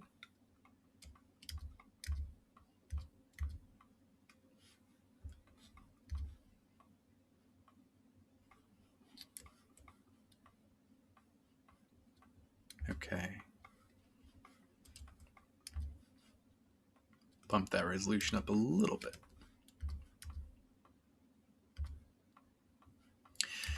Yeah, so I'm very excited for this character to be in the next Spider-Man game. I don't think it's going to be Eddie Brock, because, spoilers, at the end of the Spider-Man game, when they came out before Miles Morales, I believe it was Harry Osborn that was seen in like it wasn't like a cryostasis tank. It was like some kind of, I don't know, like Star Warsy looking Starship Troopers, you know, like tank. And I'm pretty sure there was like a symbiote in there. That was the teaser. So that was really cool to see like Harry Osborn, you know, maybe becoming the new the new Venom. We'll see. I'm very curious how that's going to go. Maybe it will be Venom, and maybe there'll be multiple Venoms. Maybe Harry Osborn will be like a new symbiote character. I feel like comic games are, some of them have been really lucky to introduce like new characters and directions for characters that become like really popular. Like I feel like Arkham, the whole Arkham City did a pretty good job of that. I love that game series, by the way. I wish I had more time to like replay those. It's like an example of just a perfect game series, like from start to finish, from Arkham Asylum to Arkham Knight. Like every one of those games I loved. I loved playing it. To me, they were like flawless, perfect score. I think some people weren't as, there were some issues for people with Arkham Knight, but I had so much fun with that game. Like it was like, yeah, okay, like whatever you didn't like about it, like there's so much more to love, and I had a blast with the Batmobile in it, as bonkers as it was that you were apparently not killing anyone. It's like, yeah, like hitting people at like 120 miles an hour and then blasting them with what I assume is rubber bullets, like with a cannon. Like, okay, if they're not dead, they are probably wishing they were. But they're definitely dead. Okay. Tongue isn't perfect, but just like the teeth, I don't want to spend all night on it. I'll refine that more. So let me just, I don't know why it's like making those little, I don't know why it's doing like this little like excuse me, like crackling a little bit. Like that's not normal for this brush. I don't know why it's doing that. All right, let me put a slash in there just to get an idea of like what the cut would be like. Oh, ooh. I guess I have to start here.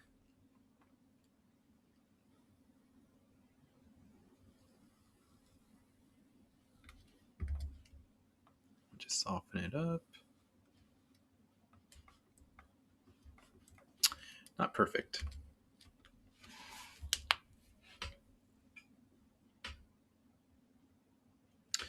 Yeah, Elder Scrolls Online is good now. Okay. Pretty much redid the whole game and made it super casual friendly.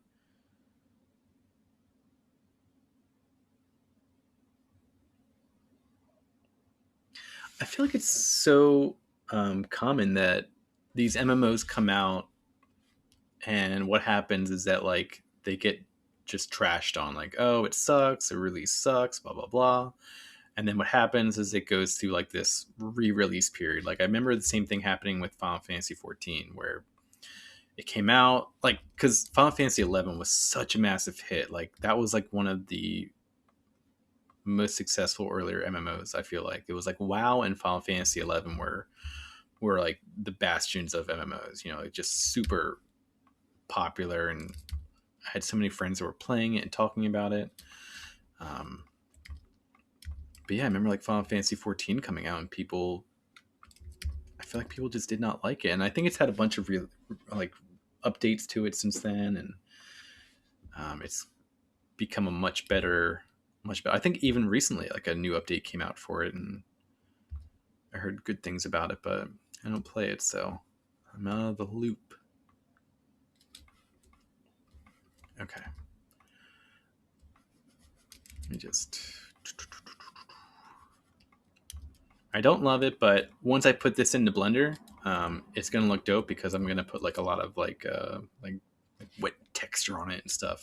So it's not something I need to spend a lot of time on, because the goodness is gonna come out of when the material creation process, which is something I'm actually pretty excited to go through on this stream, because that's something I don't see a lot of ZBrush artists do. Is they often stick to just showing the modeling process, and then they don't really ever show that much of like, okay, what happens after that?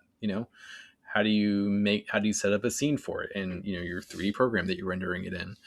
How do you go about creating materials? And that's something I think is a lot of fun. Okay.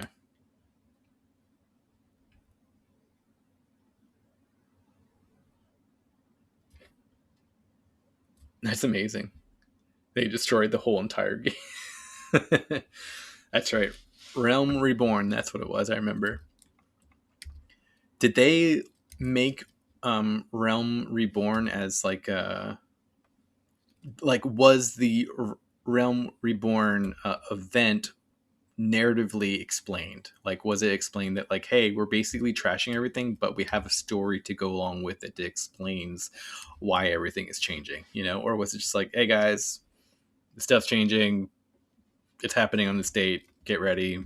Sorry for all those who are going to be like butthurt about it, but you know, we got to do right, and this thing's got to make more money.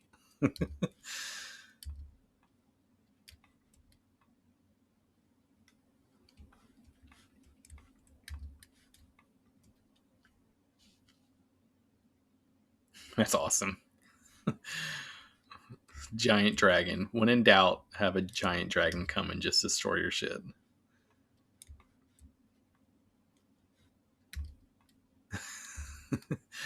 I feel like I want to go to like YouTube right now and just like watch that event happen. Like, of course it was a giant dragon. Yeah. Damn. See, this is the stuff I'm missing out on. You know, I wish I had time to play it. I have time. I focus on some other stuff, and that's a personal choice. I live with it.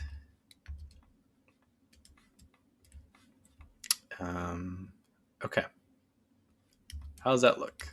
Looks like Venom's tongue to me. I'm not saying it's perfect, but it's good right now. Let's turn those top teeth back on.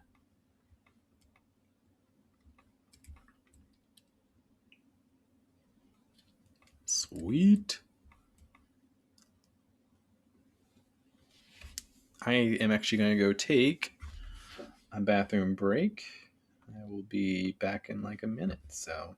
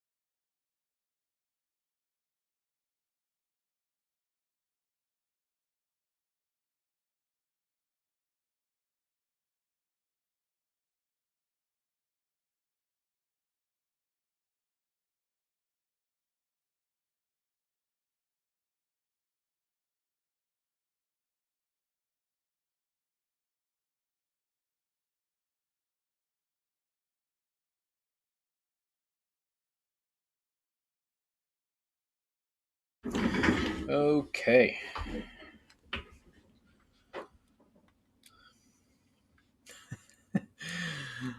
It's cool to see like all this conversation in the chat, even if it's just card gaming and myself. But yeah, I wasn't sure if when I made this screen, I'm like, is this gonna matter?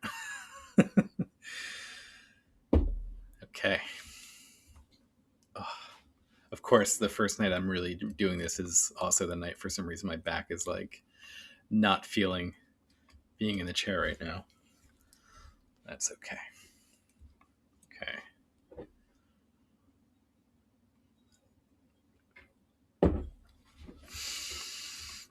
All right, what's next?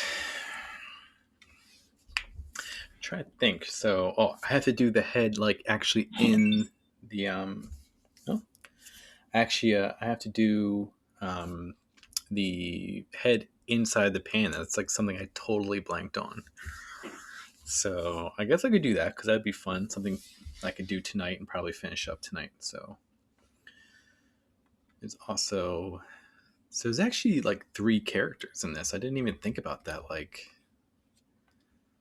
I don't think I've ever done proper multi. Well, that's not true. I did a Rick and Morty poster before, and I'm trying to think of any other time I did a multiple character piece. I probably have, and I'm totally blanking on it. I guess for Halloween last year, which is like wow, it's coming up on a year now. Um, I did like a Dracula and a Frankenstein piece, but they were meant to be together, but ultimately I kept them separate. Okay. All right, so I need this guy to be this character can be basically whatever I want it to be. So let's just focus.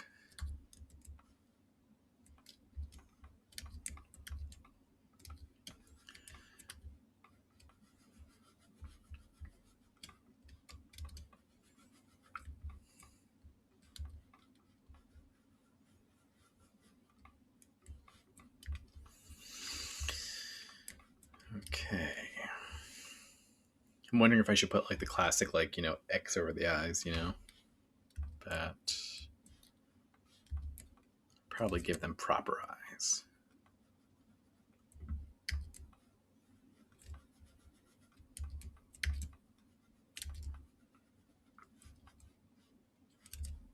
Bump that up.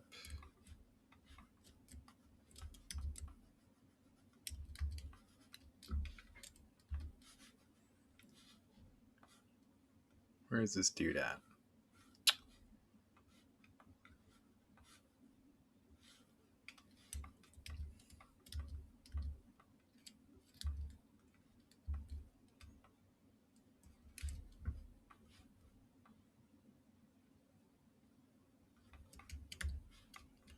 Okay.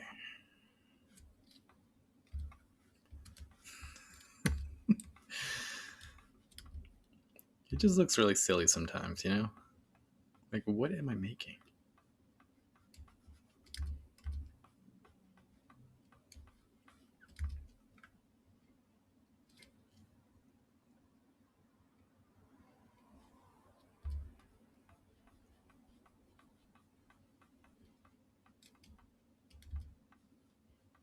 I guess I should give him like a huge frown, right? Like a really like messed up, unhappy face.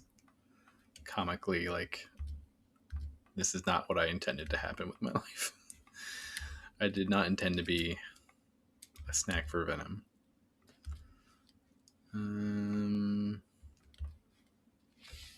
My mind is being lazy, and I don't want to add a additional mesh for the nose, but it's the best way to do it, so I guess I'll just do it.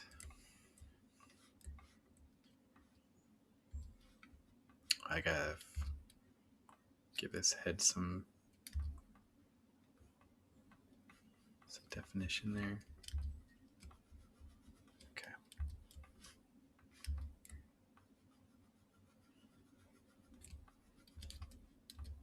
I thought about making it like Spider-Man's head, but I don't know. really want it to be the focus is Venom. I don't want the head in the pan to be a major, like where your eyes immediately go to. And I think if I have like the red mask in the pan, the red's going to stick out so much against the black that it'll be the first thing that you see, and it'll immediately become like more of a Spider-Man and Venom piece. And I think I rather just like, if I'm gonna model Spider-Man, I rather really spend time on modeling Spider-Man and not do it like rushed and very quickly. I did a Mega Man piece. I've actually done a few Mega Man pieces some time ago, and the first one I did was actually Dr. Wily, like the arch nemesis of Mega Man. And I did like a really basic Mega Man helmet. And while I do like looking back at that piece, every time I look back at it and I see the helmet, I'm like, I could have done that helmet better, you know? And yeah, I just don't want to do that right now with Spider-Man. I want this piece to stand out on its own, and I don't want to have to look back at it and see like something small that I wish I did better. I'd rather look at the bigger parts and be like, oh, that could be improved. The shape of it, maybe the legs weren't exactly the way I wish they would have turned out. Okay, add some eyes to this guy. What should we call his character? Let's just call him Bozo.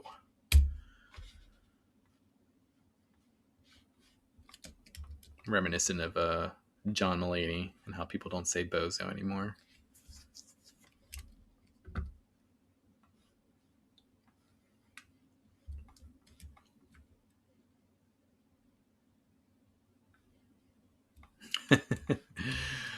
I appreciate that. If that's how my stuff turns out, and you look at it and you say that, that makes me feel good, because I don't think that I see my work the same way that people see my. I don't think I see my work the same way other people do. I can appreciate that people don't think it's terrible, and it's like, oh, that's nice that people like, you know. For me, it's like they like being in the same room as my work, like they can tolerate it. But yeah, I don't know. I think and I'm really curious, like if there was some way to find out that like most artists don't see their work the same way that other people that they show it to do, you know? And I'm not just talking about like the fact that like, you know, the all we see is the flaws. Like, no, like I feel like I do see some good stuff in my work because I can look back and see like improvements and stuff, but like I literally don't know if my work looks the same to me as like it does like other people. If they see it and they think it looks a lot more like the character than I think it does. Like, I have no clue, and I don't think I ever will. So I'll just keep pushing forward. Just keep doing it. Eventually, someday, hopefully, it's like I'll just believe it enough, you know? Like, oh yeah, enough people have told me this, so I guess it's true. Oh shit.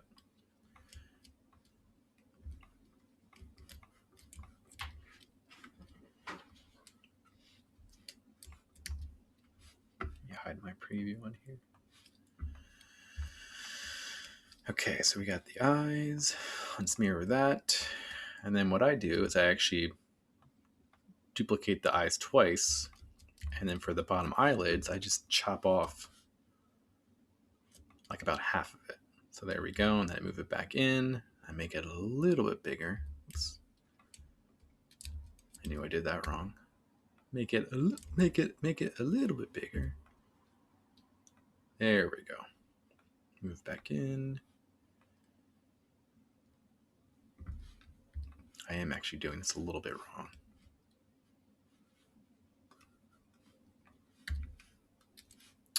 Come on. Okay. I have a tendency to make the eyelids too big on the bottom. And I don't know why. It's just something that I do.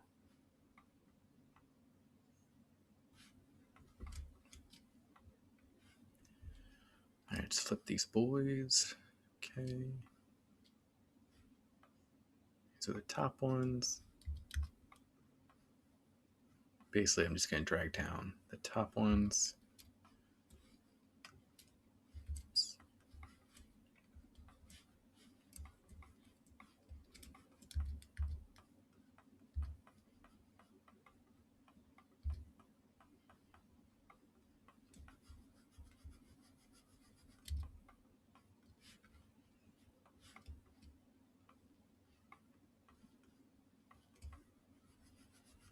Okay. I really don't have to focus on this character too much. He's really, I'm making it a he, is like he's not going to be of consequence really. Like I could probably make this ugliest looking just rush job ever and it really wouldn't matter because it's not at all the focus. It's a prop.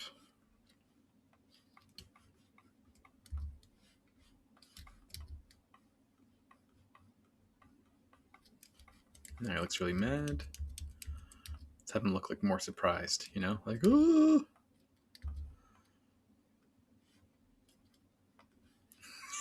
This is probably something other people notice too as I do it more. Like when I'm modeling expressions on a character, I tend to actually make those expressions myself. Like I'm feeling my face, like, you know, like, ooh, like I'm doing that in real life.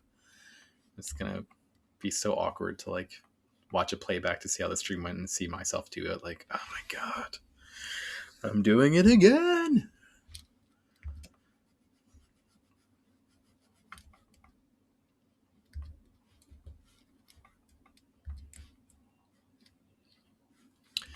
I need his cheeks to come up more.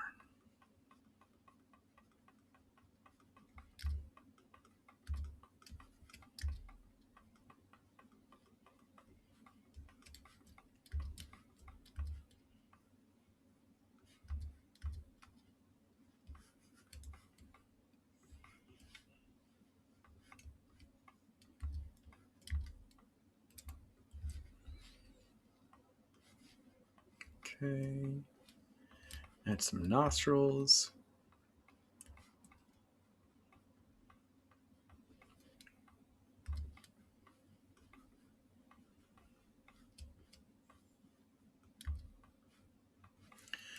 All right. Trying to think. So we should add some hair, some ears, maybe define the lip a little bit more.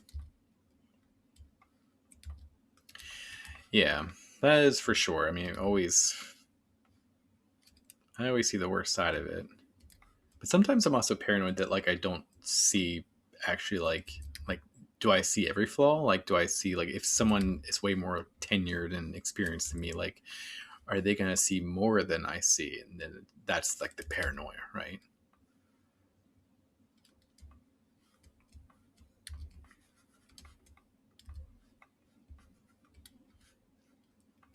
Okay.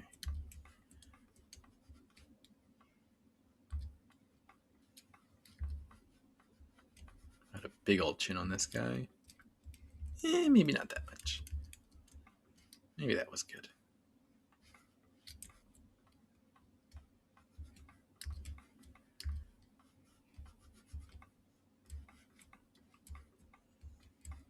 All right.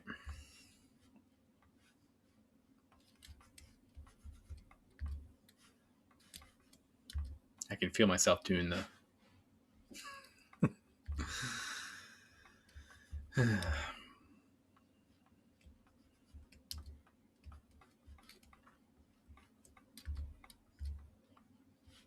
so random.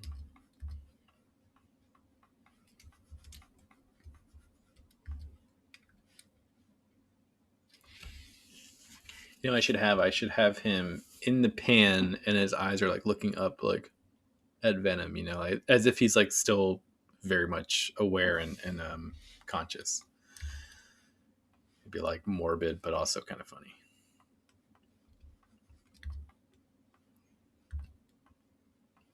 Which I feel like is is on par with Venom. You know, kind of a morbid, anti-hero.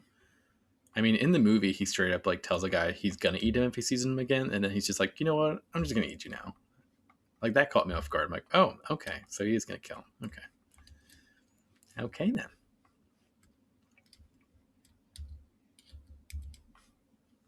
Ooh. I am just gonna. Oops. Move this guy up. Move it over.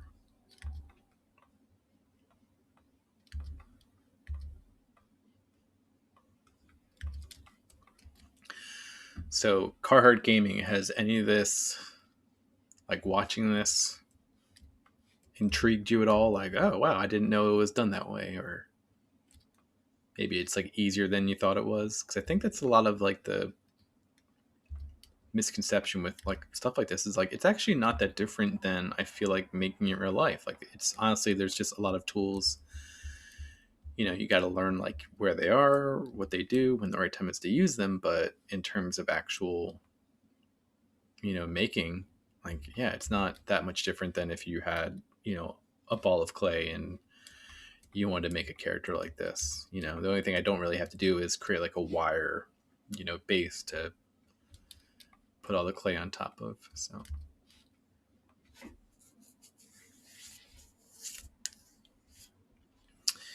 I let's add some ears. I really like adding ears because they're not that hard to make, but I feel like they add a lot of character.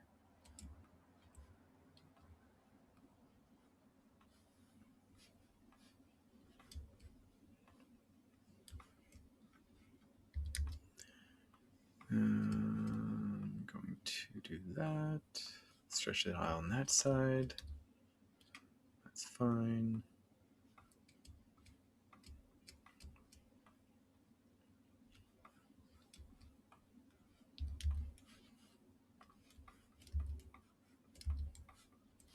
Ooh.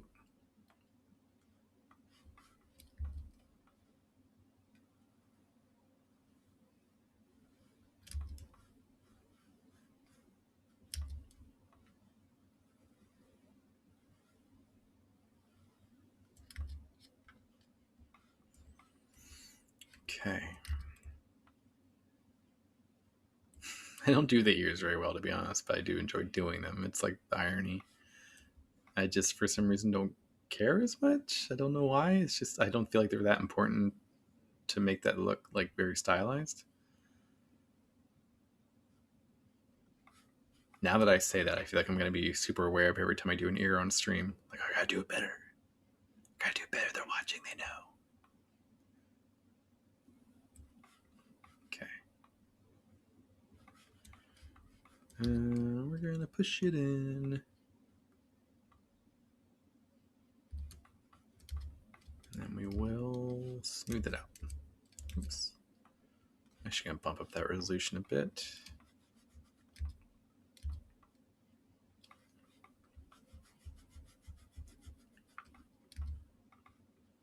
Whoa.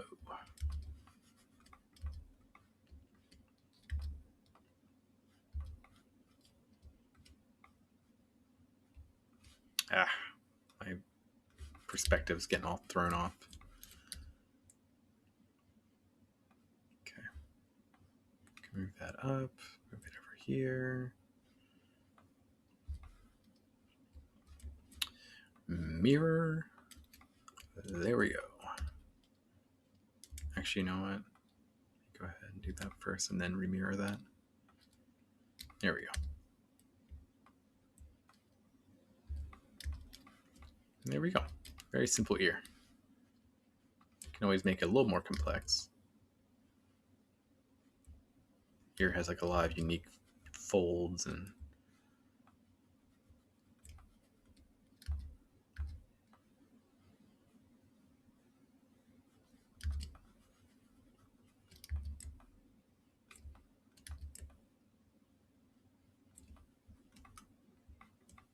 yeah, like I feel like the more detail you add in it, it just doesn't, like, you can, I forgot the mirror, but so you can see, like, I feel like this looks better for stylized than this, So just keep it low key. Keep it low key.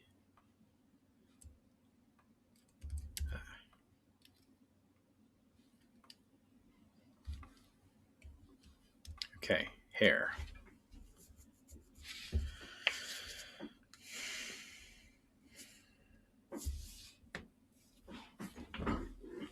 Yeah. Minor details is something that it definitely takes time and patience. And I think a lot of it just comes with practice, that you just eventually start getting quicker at doing the smaller details. So it doesn't seem like they're as tedious to do. But for sure, like I'm looking at this. I'm thinking about, okay, all the ways I'm going to have to merge this and, you know, create like a defined set of muscles that go throughout it. And there's going to be a lot with like the little tendrils that come out of him. And there's definitely going to be a lot of little details in this piece. The spider crest, like how that, you know, how I decide to make that go through the body. He's got a lot of unique details to him. Luckily, the there's not like any clothing I really have to think about other than, you know, the little bit of Eddie that comes out, but that should be easy to do. Um, yeah, so mainly it's going to be like small details in like the muscle work and the way that the symbiote kind of, I decide to have it kind of a, you know, stick off of him. I have no clue how I want to do the hair for this character. Like maybe he should just be bald. I don't know. Bald would be easier and stand out less. Probably feel less like a character. I should add a neck at least, though. Just like a tiny bit of a neck. I think if it's just like a head floating in there, it's going to seem like a little like, oh, is that even a person?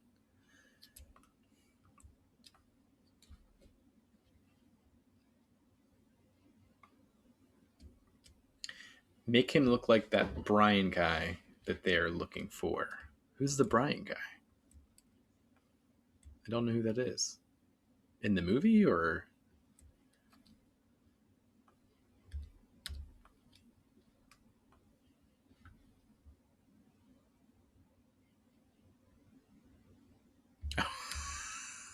You're talking about that missing girl case? Is that who you're talking about?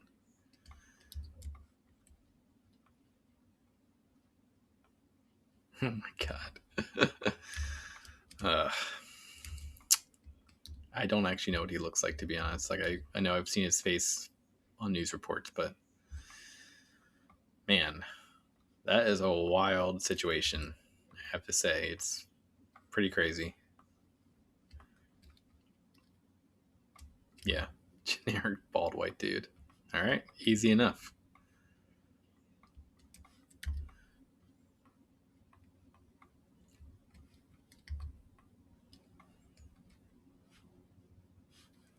Oh, yeah, I hear a helicopter above me right now.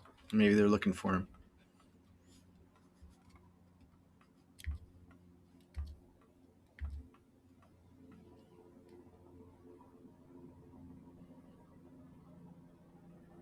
Oh wow, really? Can you hear the helicopter above me right now? I'm really curious about like how the sound comes through because it's very loud for me, but my microphone has some kind of audio suppression, the noise elimination with it. So okay, cool. I wouldn't really care if it did. I was just curious. Like I don't have. That's the first time I've ever heard a helicopter above me. So in this house, that is.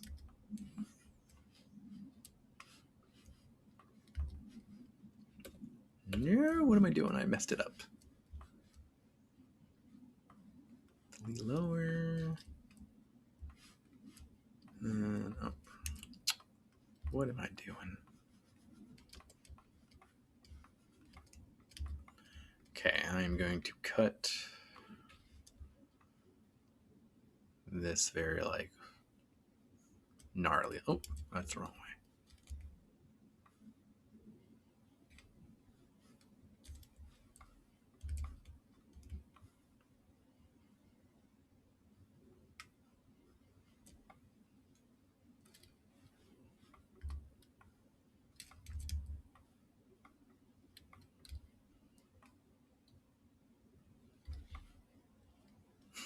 Gross.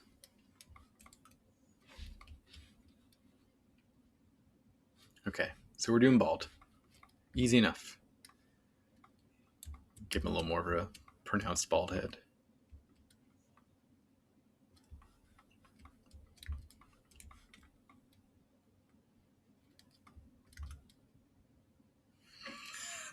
I did. You know what? Um, I think I did see that someone was talking about Dog the Bounty Hunter was going after him, and that did.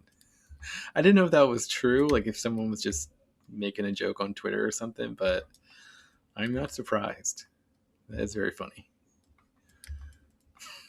Fucking dog.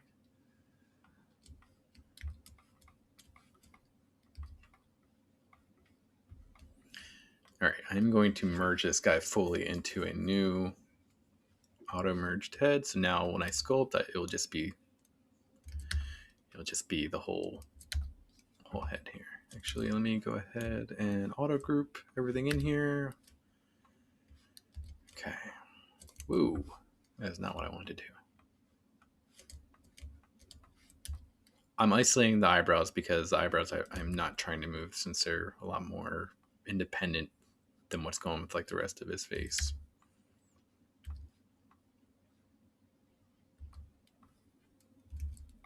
Trying to think of like a funky way to distort his face to make it look like he's both surprised and not happy about what's happening. Like, I did not expect my Wednesday for me to end up being cooked by Venom. Okay. Guess I can make his head a little bit smaller.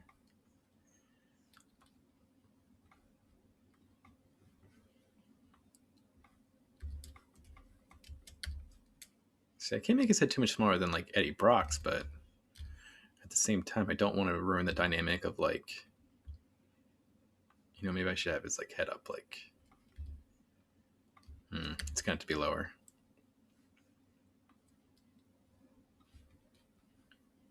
Okay. This is definitely part of like an interesting part of the process where something in your head can look very clear and you know, you imagine a lot of other issues are going to pop up along the way, but then like as you go to pose something and like frame it within the context of how you kind of think it's going to be presented, it's like, oh, that didn't actually quite work out that way. Like right now, I was really happy with where the frying pan was in relation to like his mouth, because I feel like it makes it like look like it's really close. But as soon as they put the head in there, I was like, no, it's too close, because it's taking away from the center focus of Venom. So I'm gonna have to move the frying pan down more and focus on how to make it so this head both looks like it's in it, but is also not taking up as much. So it might just mean that I make Eddie Brock's head smaller as well. But I kind of like how big his head is right now in relation to Venom. So what I might do is just make his head a little more narrow but longer, so it feels like it could be that size in relation to like Venom's head doesn't matter. Like he's a monster. It doesn't matter what his proportions are. He could have a really much tinier head. He could have a much bigger head. Like it's all game. But Eddie Brock and this guy are, you know, they're both humans, so they have to feel like they're in the same, you know, vein as one another. Like they have to feel like they're similar in size, or else it's gonna feel like he's not eating an adult criminal. It's more someone else, which is like a child, and I don't want that.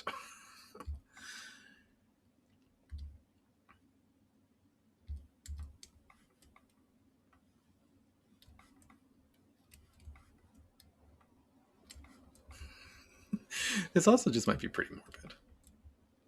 I guess this is a weird thing to make for a stream, for my first stream. Oh my! So wait, they're filming him live, like down there hunting for him. Like, what is he doing? Where is he looking? Because I thought like the guy was like in the woods or something. Like I think I saw something today about someone seeing him on a hunter's like tree camera or something. God, that would be so wild if you looked at your footage and you saw that guy. Like, oh my god, he was here on my camera.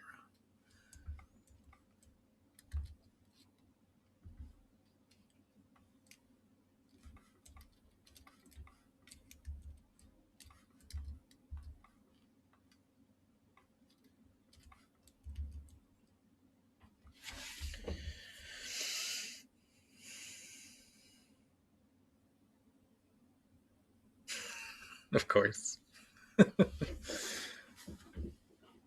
How old is Dog the Bounty Hunter? That dude looks like the last time I saw him, which is unfortunately, like, I think it's because his wife had just passed away. Like, the dude looked rough. He's always looked rough. Like, I guess that was part of his appeal, was like his ruggedness and how soft of a heart he has.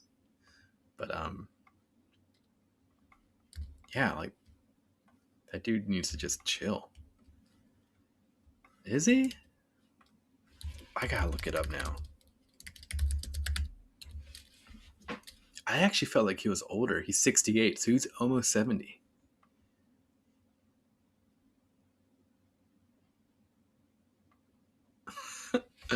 The New York Post has a headline saying, I just looked up Dog the Bounty Hunter on Google and it says top stories. The search has just begun. Dog the Bounty Hunter on Brian, was it Laundries? Laundries? I don't know what his last name is. On his tail. Oh my God. America is obsessed with reality TV, and that just goes to prove it. Like, oh, Dog's on it now. Yeah. Like,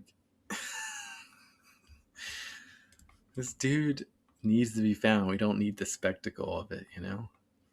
Dog's gonna find him now.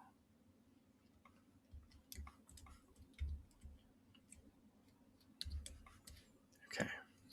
Let's start. I gotta start moving his arm back into a different position again.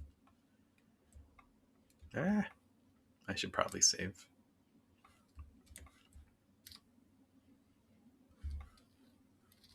You know, I never feel like I see people save when they stream ZBrush. I wonder if they're able to like hide that dialogue in some way.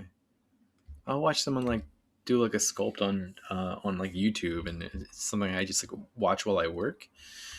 And yeah, I feel like I never see them save. I don't know how they do it. That's living on the edge for sure. Okay, I should probably also start messing with his hand, like forming it properly. So it's like I had I use my own hand for reference here. So he's gonna hold it like this. So the thumb goes down over the top of the handle, and then the fingers stack underneath, with the index finger kind of being like right underneath the thumb and being at an angle, probably the most dramatic of an angle.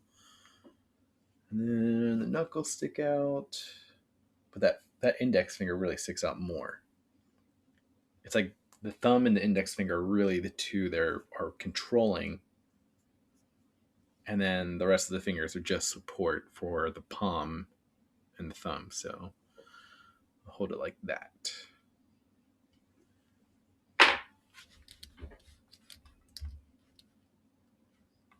This is gonna be interesting. Turn off everything else right now except for the hand, because I want to get everything else out of my visual and just focus on the hand in the pan.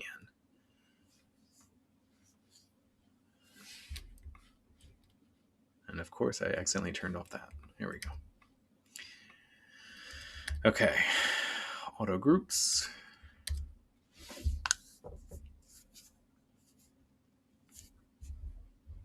Okay, so holding it like this. So the top of the hand needs to be more aligned, or the side of the hand needs to be more aligned with the direction of the frying pan itself. So I turn it like that. Actually, you know what? Let me get a good direction on this.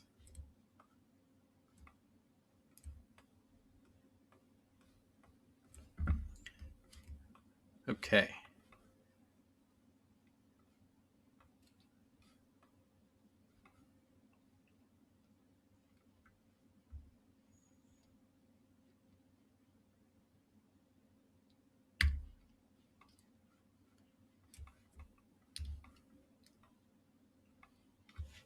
I'm just going to keep doing this, sorry. So that really goes out. I'm actually going to stand up because that's like, you know, I need to see like if he's holding it like this. Okay. Pain goes through. I'm going to say it's probably about like that. So even his wrist is a little more at like an angle here. Like it kind of goes down, which I think is how it looks already. But in order for that to be straight, it has to be like bent down. Okay. So I actually need to angle. Sorry, my chair is loud.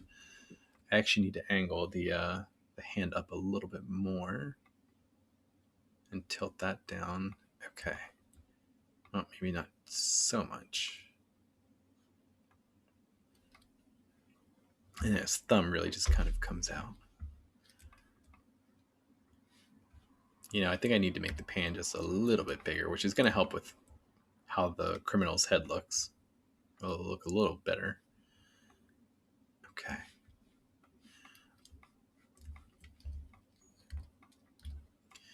And now I need this. Oh.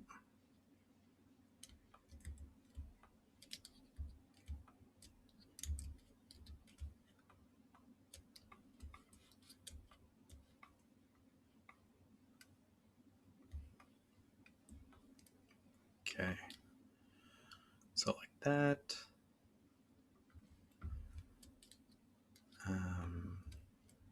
Oops.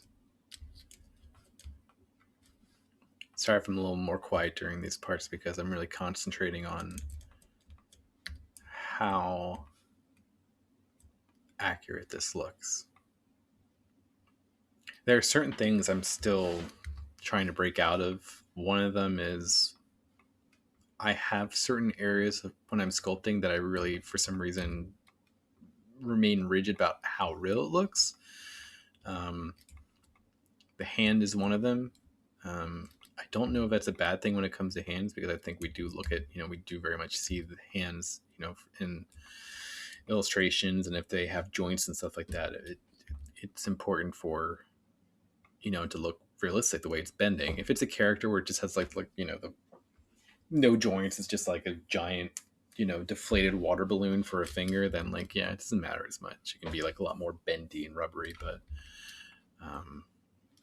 I tend to model my characters more with like actual knuckles and stuff like that, because I think I like the way it looks.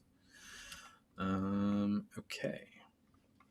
So this finger needs to be curled in. Oops. I'm actually going to hide the pan real quick. Oop.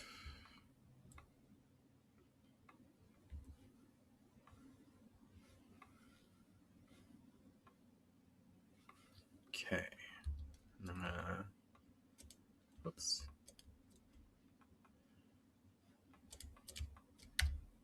Oh, are you kidding me? That's not what was supposed to happen. There we go. So it was like this. So this really has to be almost hooked under the pan. Like that first finger really hooks up. I'm going to say like that. Maybe a little bit. Oops. I'm messing up my mouse pad. I just got a new mouse pad today, so you couldn't hear my mouse dragging across my desk.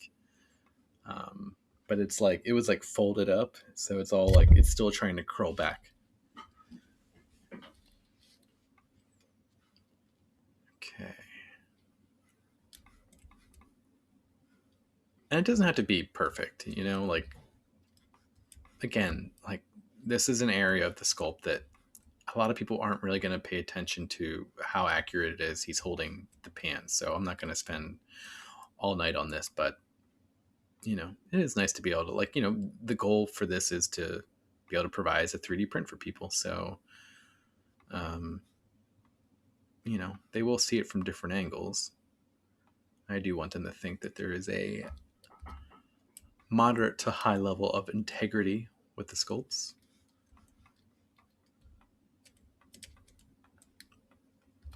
So right now I'm going to sculpt this to be a little more in line with the curve of the finger. This is something I actually felt really uncomfortable with doing before, is that I felt it was really hard for me initially to break away from symmetry. Like, I know I could save my work, but I just didn't feel confident enough that like I was going to do it right. But I feel like a lot of like 3D modeling and stuff is that there's just certain comfort levels you got to break out of, and then once you start doing it and you do it consistently enough, it becomes a lot easier to realize that like it's not about creating perfect things. It's a lot of imperfections in the work actually make it, make the character stand out more, make it feel more alive. I think for me that came from I've worked historically more in like web design and app design and stuff, and design systems are such a huge part of that process. And design systems are become very rigid, especially the more that they're used and dependent upon. And yeah, it's like you get slapped on the wrist a lot when you break away from them without good reason. So I think for me, when I first started doing this, I had such a hard time like not measuring everything. Like, okay, does this pinky finger, it's going to be smaller than the ring finger and the index finger, but it's going to be by a certain amount. Like, I'm going to say, like, I would just make these dumb rules in my head about how things like mathematically should be, weighed against each other. And it didn't matter. Like, I just needed to use my eye and be cool with the fact that, like, like it doesn't, that doesn't make sense. It doesn't, this isn't, a CAD based modeling, effort. Like, yeah, it's a 3D illustration. That's what it's going to be. Okay. So we got that. I'm just curious. I want to see if I move this out more, how that looks.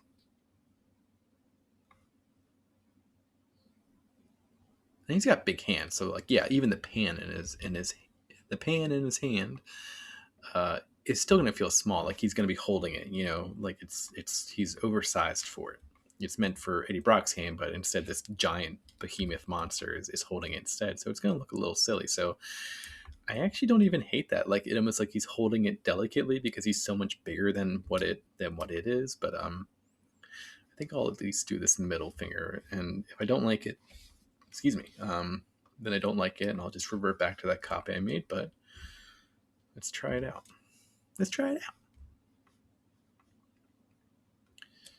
Ooh, come on. Okay, because it's one mesh. That's why it's working that way. All right. 1, 2, 3. Mask and bring it back. Oh.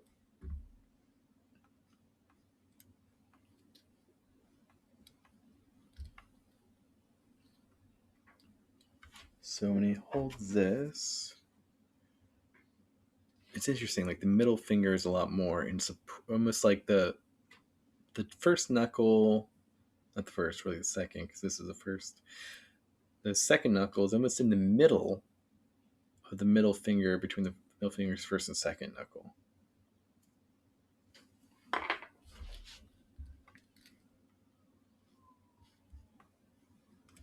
And again, that's not something I need to care about. Like I said, like, it's better to just think about, does it look right? But looking at anatomy does help you get on the right track. Okay.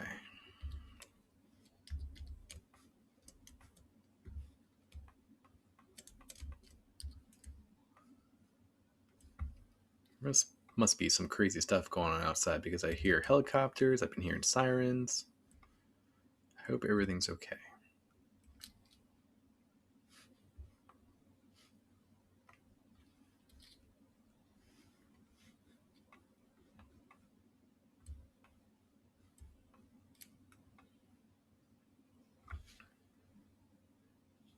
So that finger's really bent back into the meat, the inside of the palm.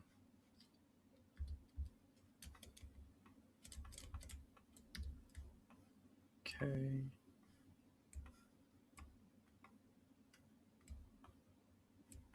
Bend that guy in there like that.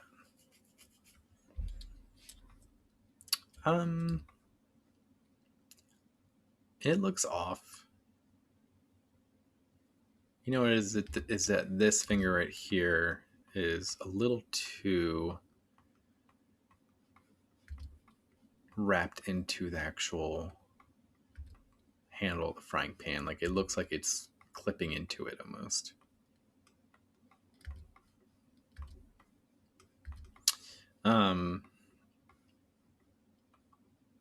I'm not sure if anyone's aware here, but there is a major CGI or computer graphics flub in Avengers Endgame right at the end. I'm gonna break the glass for you. When Thanos is about to snap his fingers after Tony Stark steals the stones and he doesn't know it, he snaps his fingers and he realizes, oh my god, the Infinity Stones are gone. But there's a moment when he goes to snap his fingers that the middle finger, I think, like it clips through his palm. You have to like watch it really close, but it's this total breaking of like how the glove works, and it's like it got pointed out to me on like watching a like behind the scenes or something like that. Like the directors acknowledged it, and it like made me happy to hear that, because it's like, oh wow, like even in a movie, you know, the size of Avengers Endgame, in a scene, you know, in a moment that's so important, like that's the whole movie's like, that's a huge, it leads up to that moment. And you know, even there they miss small details. So, you know, we're all human. Can't catch everything, especially when you have like 50 heroes on screen and like a million different effects going on, and you're directing the most ridiculous action, you know, superhero action scene. I get it.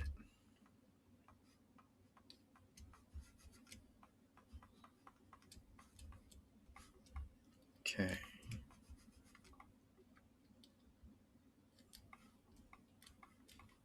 You're good. I can't believe you're so ingrained in it already. It's crazy to me that you guys are so like embedded in the game already. I feel like if I just started playing the game today, I would still be like on the character creation screen. I'd be like, I just can't decide, you know? No, I'd probably still be like wandering around the first town.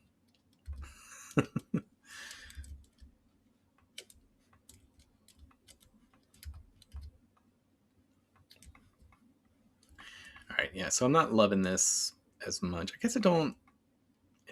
Let me see if I can change it. I don't hate it, but I don't love it.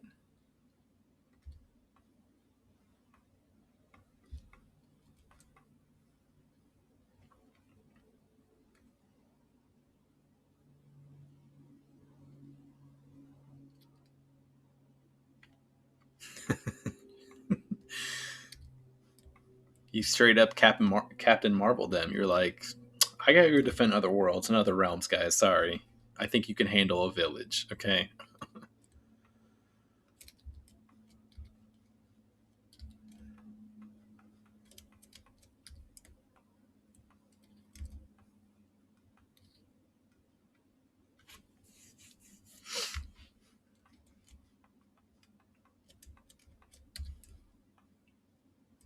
Is it your is it the same like group of people playing New World that you play WoW with?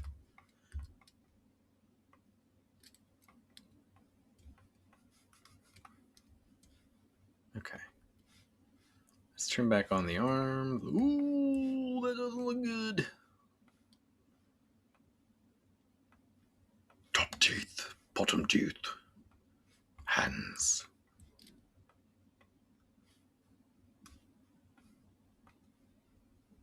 Eddie.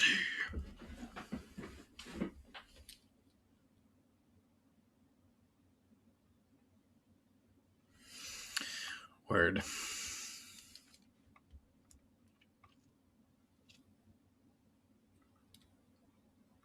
Okay, I see. Seeing it from this perspective now, I see that I need to bring the middle finger just like out more. So I'm going to do like this. Like, yeah, okay. It's not completely off, but I can see how it can be better now. Let's turn on the bozo's head. Oh, damn it. I hate when ZBrush does that. That's definitely a bug.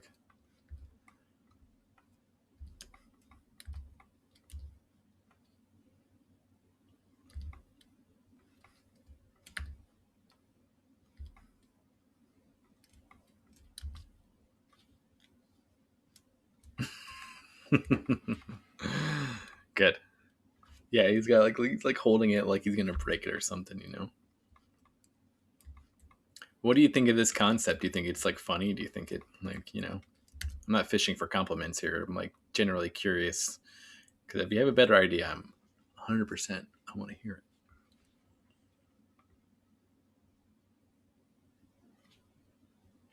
it. Oh yeah. Wow, because of people like arguing in Among Us. Is that a game that like really makes you like hate your friends? Like I never want to play a game with you again. I've never played it. I want to. I think I have to look this up. Was it originally made in Flash? Among Us. I think I have an Among Us plush coming. I've been playing this game on my phone called Clawy. You play crane machines virtually. It's crazy and insane. It seems like a total like this is not something you should be able to do, but it works. And yeah, I bought some tokens over like Labor Day weekend because they were on sale, and I wound up getting a crap ton of plushies to ship to me.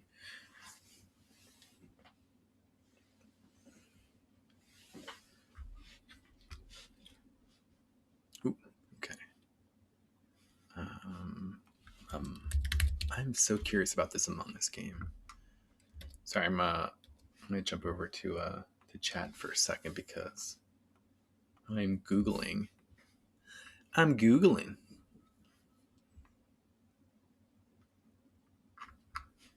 I am so curious about the. So I used to do animation and cartoons and stuff in Flash, and it's like it's still in the game development zeitgeist. Like people are still using it. It's crazy. I actually just met up with a like a new friend today, and he still uses Flash from like whenever it was released in like 2002 or something. Like before it became Adobe Animate. Um, it's just crazy to me that like people are still using that version of the software from like 20 years ago. Wow, I didn't realize it was that long ago. Crap.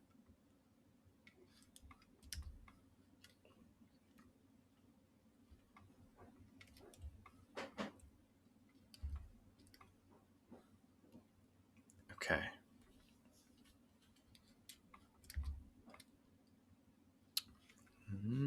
Let's mess with that hand a little bit more.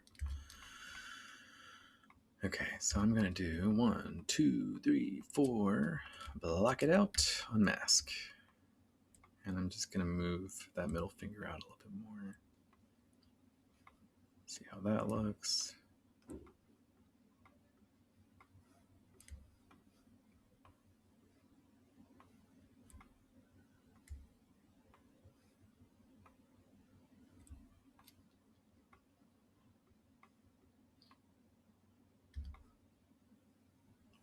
Okay.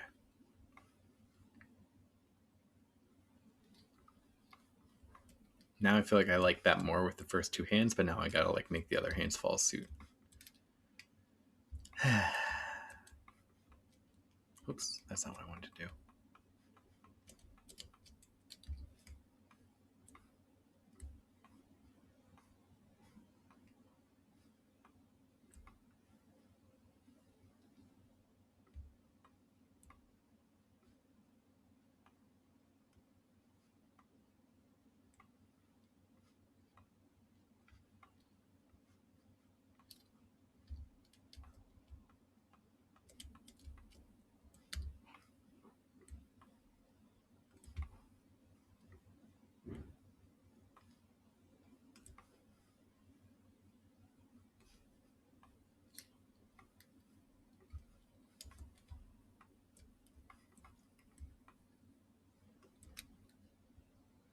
Oh, my bad.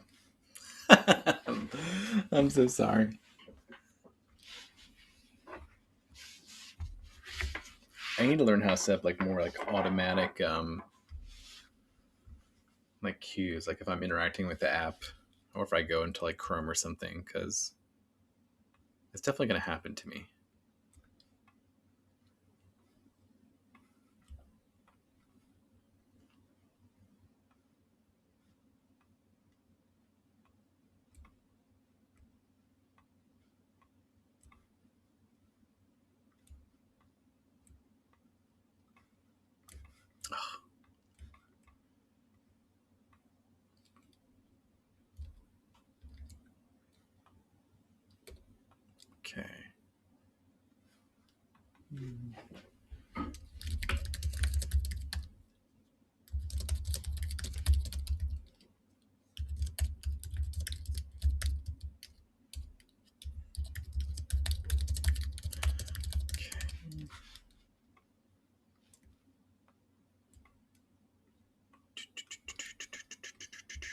How's that looking?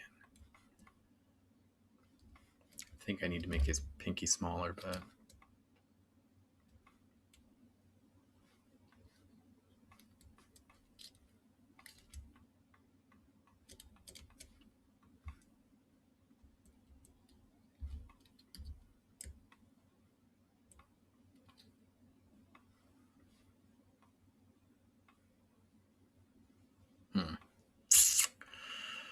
let me bring that in there and rotate it out more.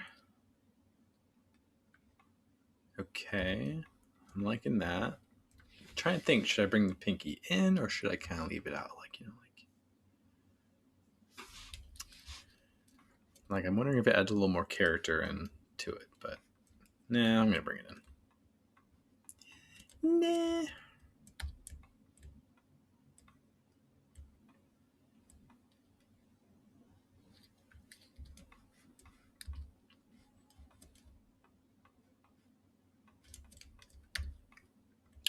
You know what we should play is Back. Is it Back for Blood or what's the Turtle Rock Studios? I think it is the guys who made Left 4 Dead. Their new game coming out. I don't even know if it's out yet. Is it out? I feel like it's not, but I have no clue. The beta is probably out. I would love once I start doing game nights to play that game. If I can do it without waking up my daughter.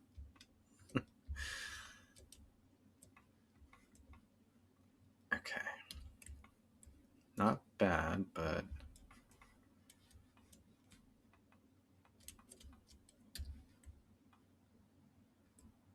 can I turn it that way? I'm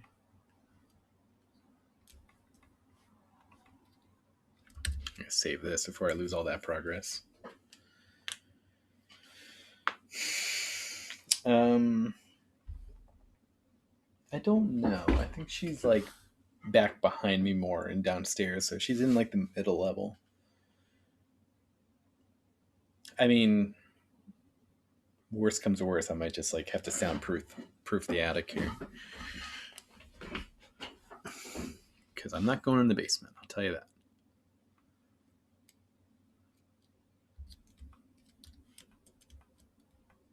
Oops.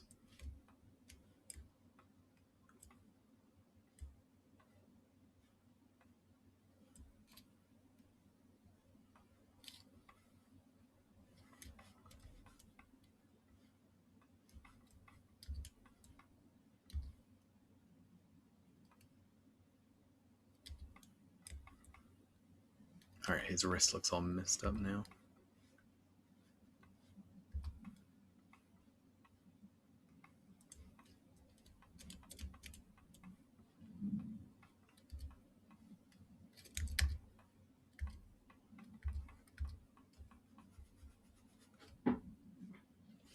Yeah, no, there's a door, and you gotta walk up, like a bit of some stairs, and then, I mean, I don't think I'm too loud, but I'm not playing video games either right now, where you're like blasting zombies and stuff. So, yeah, maybe I could just put a headset on for that, right? For sure. I tried, getting my wife to check it out and play it, and she's like, "This is really violent and loud." I'm like, "Yeah, I guess it is." It's funny, like you don't realize like how things look when I don't know, like you watch the stuff that you watch for so long, and it's not like you're not desensitized. You just learn to separate like this is not reality. Like this is definitely not no part of this. While it affects me, on a horror level, like I would, a horror film with the jump scares and stuff in that game. Like yeah, I don't. It's not the same to me as it is other people who are seeing that stuff for like the first time. Like, wow, this is really intense. Like, oh yeah, is it? I never registered with me like that. I do want to play that Dead by Daylight game. I keep seeing that pop up. That's a really popular Twitch game. I don't want to play just because it's a popular Twitch game, but I like horror games. I like horror in general. It's like I really respect it as a genre because it's like it makes you feel beyond. It's not that it makes you feel more than any other genre. It's that it's a lot more effective at and quick at making you feel an emotion, whereas films typically have to build up to something, and you really have to establish a connection with the characters before start to feel whatever they're going through and want to root for them or vice versa. So whereas horror, it's like you can pretty much introduce someone pretty quickly and then take them out or put them in some kind of tragic situation, and you're like, "Ugh."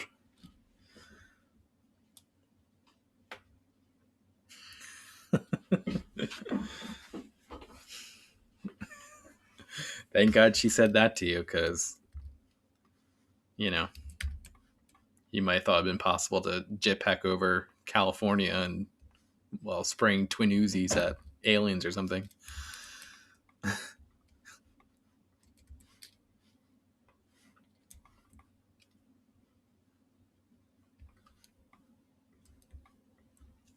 Okay, I think I need Eddie to be bigger.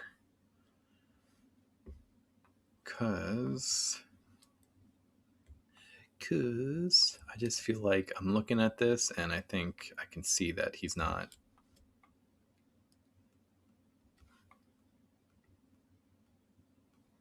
I don't know, maybe he should be like more in the back. Like kind of like coming out of his back. Almost like he's like the symbiote coming out of him. Not like that so much. It still has to look like he's like coming out of Venom, but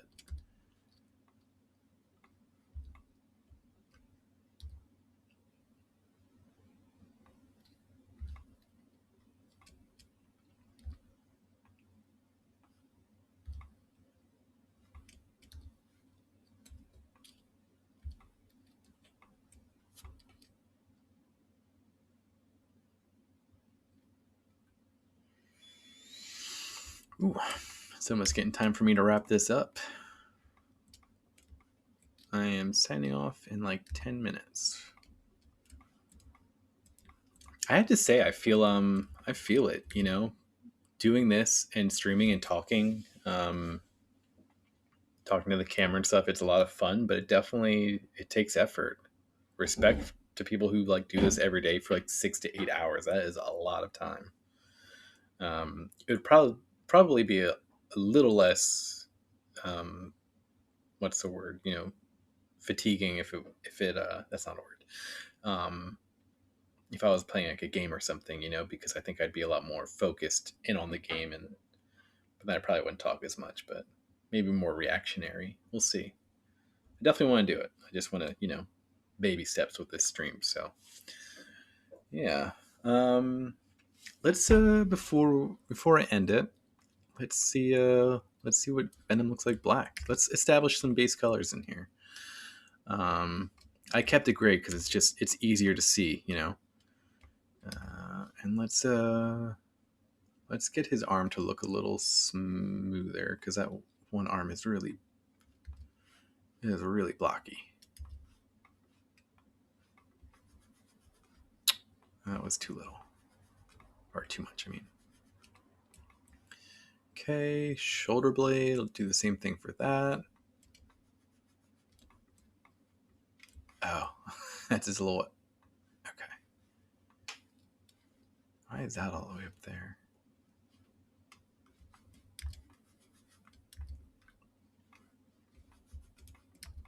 Okay. So this is the character.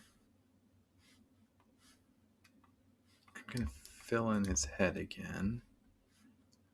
Establish two colors. This is the fill for Bozo. Put him in there. And then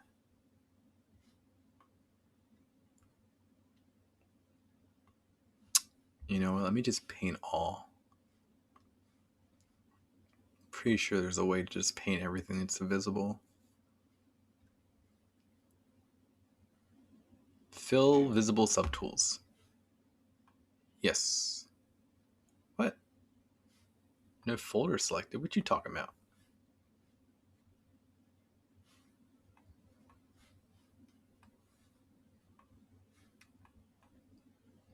Oh, okay. So it just does it for the folder that you're in. That kind of sucks. I wish it did it for just all. It says visible, so I assumed it was for every one of them. Ah, his tongue's been hidden half this time. Fill, yes. Okay. I will. What the heck? Okay. Let me paint his eyes again. I'm gonna paint his eyes like a million times. I know it. Torso. Let's paint that.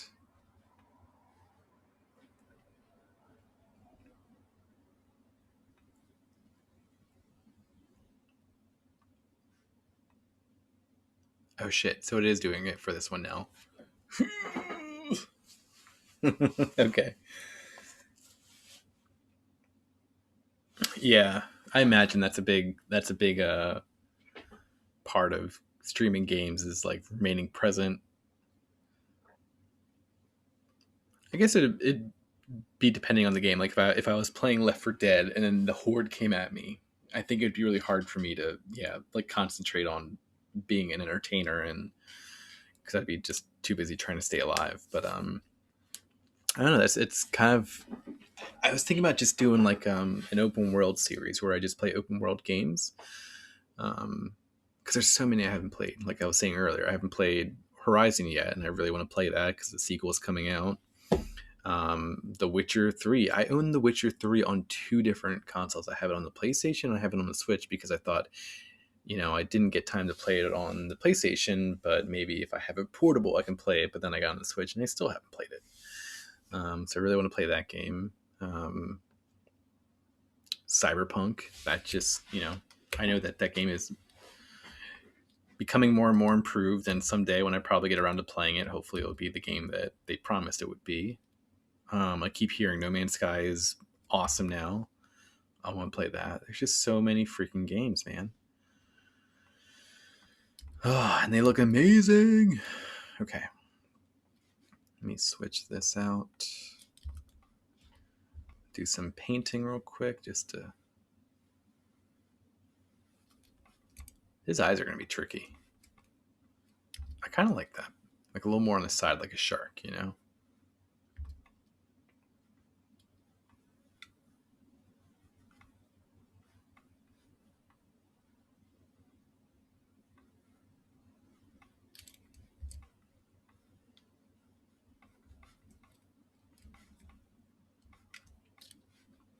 And then I can paint his teeth. Okay, go back to folder only. So if I fill that, yes. So that's that one. Top teeth, do it for that as well. Fill. Okay, I'm gonna do the tongue. Just make that like a pink color. Way more pinker than that. Maybe a little more red.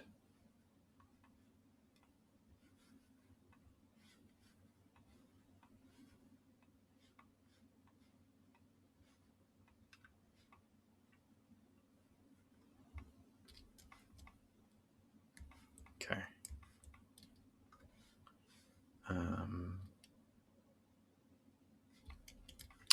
I don't know. I'm looking at this and I really want the Eddie Brock coming out of Venom to work. I just don't know if it is. It just looks so lopsided and weird, It looks like it's not coming out of him. And again, it might just be the way that right now I didn't add any of the extra like flair to it, like the tendrils coming out of him and separating where the kind of opening is that he's popping out of, because it's not just like a straight cut, right? So but I don't know. I mean, it wouldn't be hard at this point to add back in the arm and symmetry. Oh my god, I can't even say it. Reapply symmetry to the torso. Yeah, then I could just have his other arm just like, putting the spices over the head or something. But I feel like I still really like the idea of it. I want it to work out because I want it to be unique and I want it to be something people will see and, get a chuckle out of, and hopefully it'll make them want to 3D print it more than just any other Venom figure you could probably find on any of the other 3D print gateways out there. That is really it for the stream. I'm gonna call it end of stream. So we got one extra follow today. That's awesome. Carhartt Gaming, thank you so much for keeping me company. It was really great to have someone to talk to. I'd send you stickers if I didn't already send them to you, and I know you weren't, going to get some more soon. So, yeah, I will see you again tomorrow night. Actually, I forgot I was going to do this again tomorrow night. So I'm streaming 2 times a week. It's going to be typically Tuesday and Thursday. But and it's not every week that it's going to be the same, but the schedule for now, I'm going to try and stick to is Tuesday and Thursdays. As it grows more, we'll see how that stays. We might do longer streams, might do a little bit earlier in the day. Still really exploratory at this point. So, but yeah, 2 days a week, and then hopefully a third day sooner than later for gaming nights. So, yeah, I will see you tomorrow. Good night.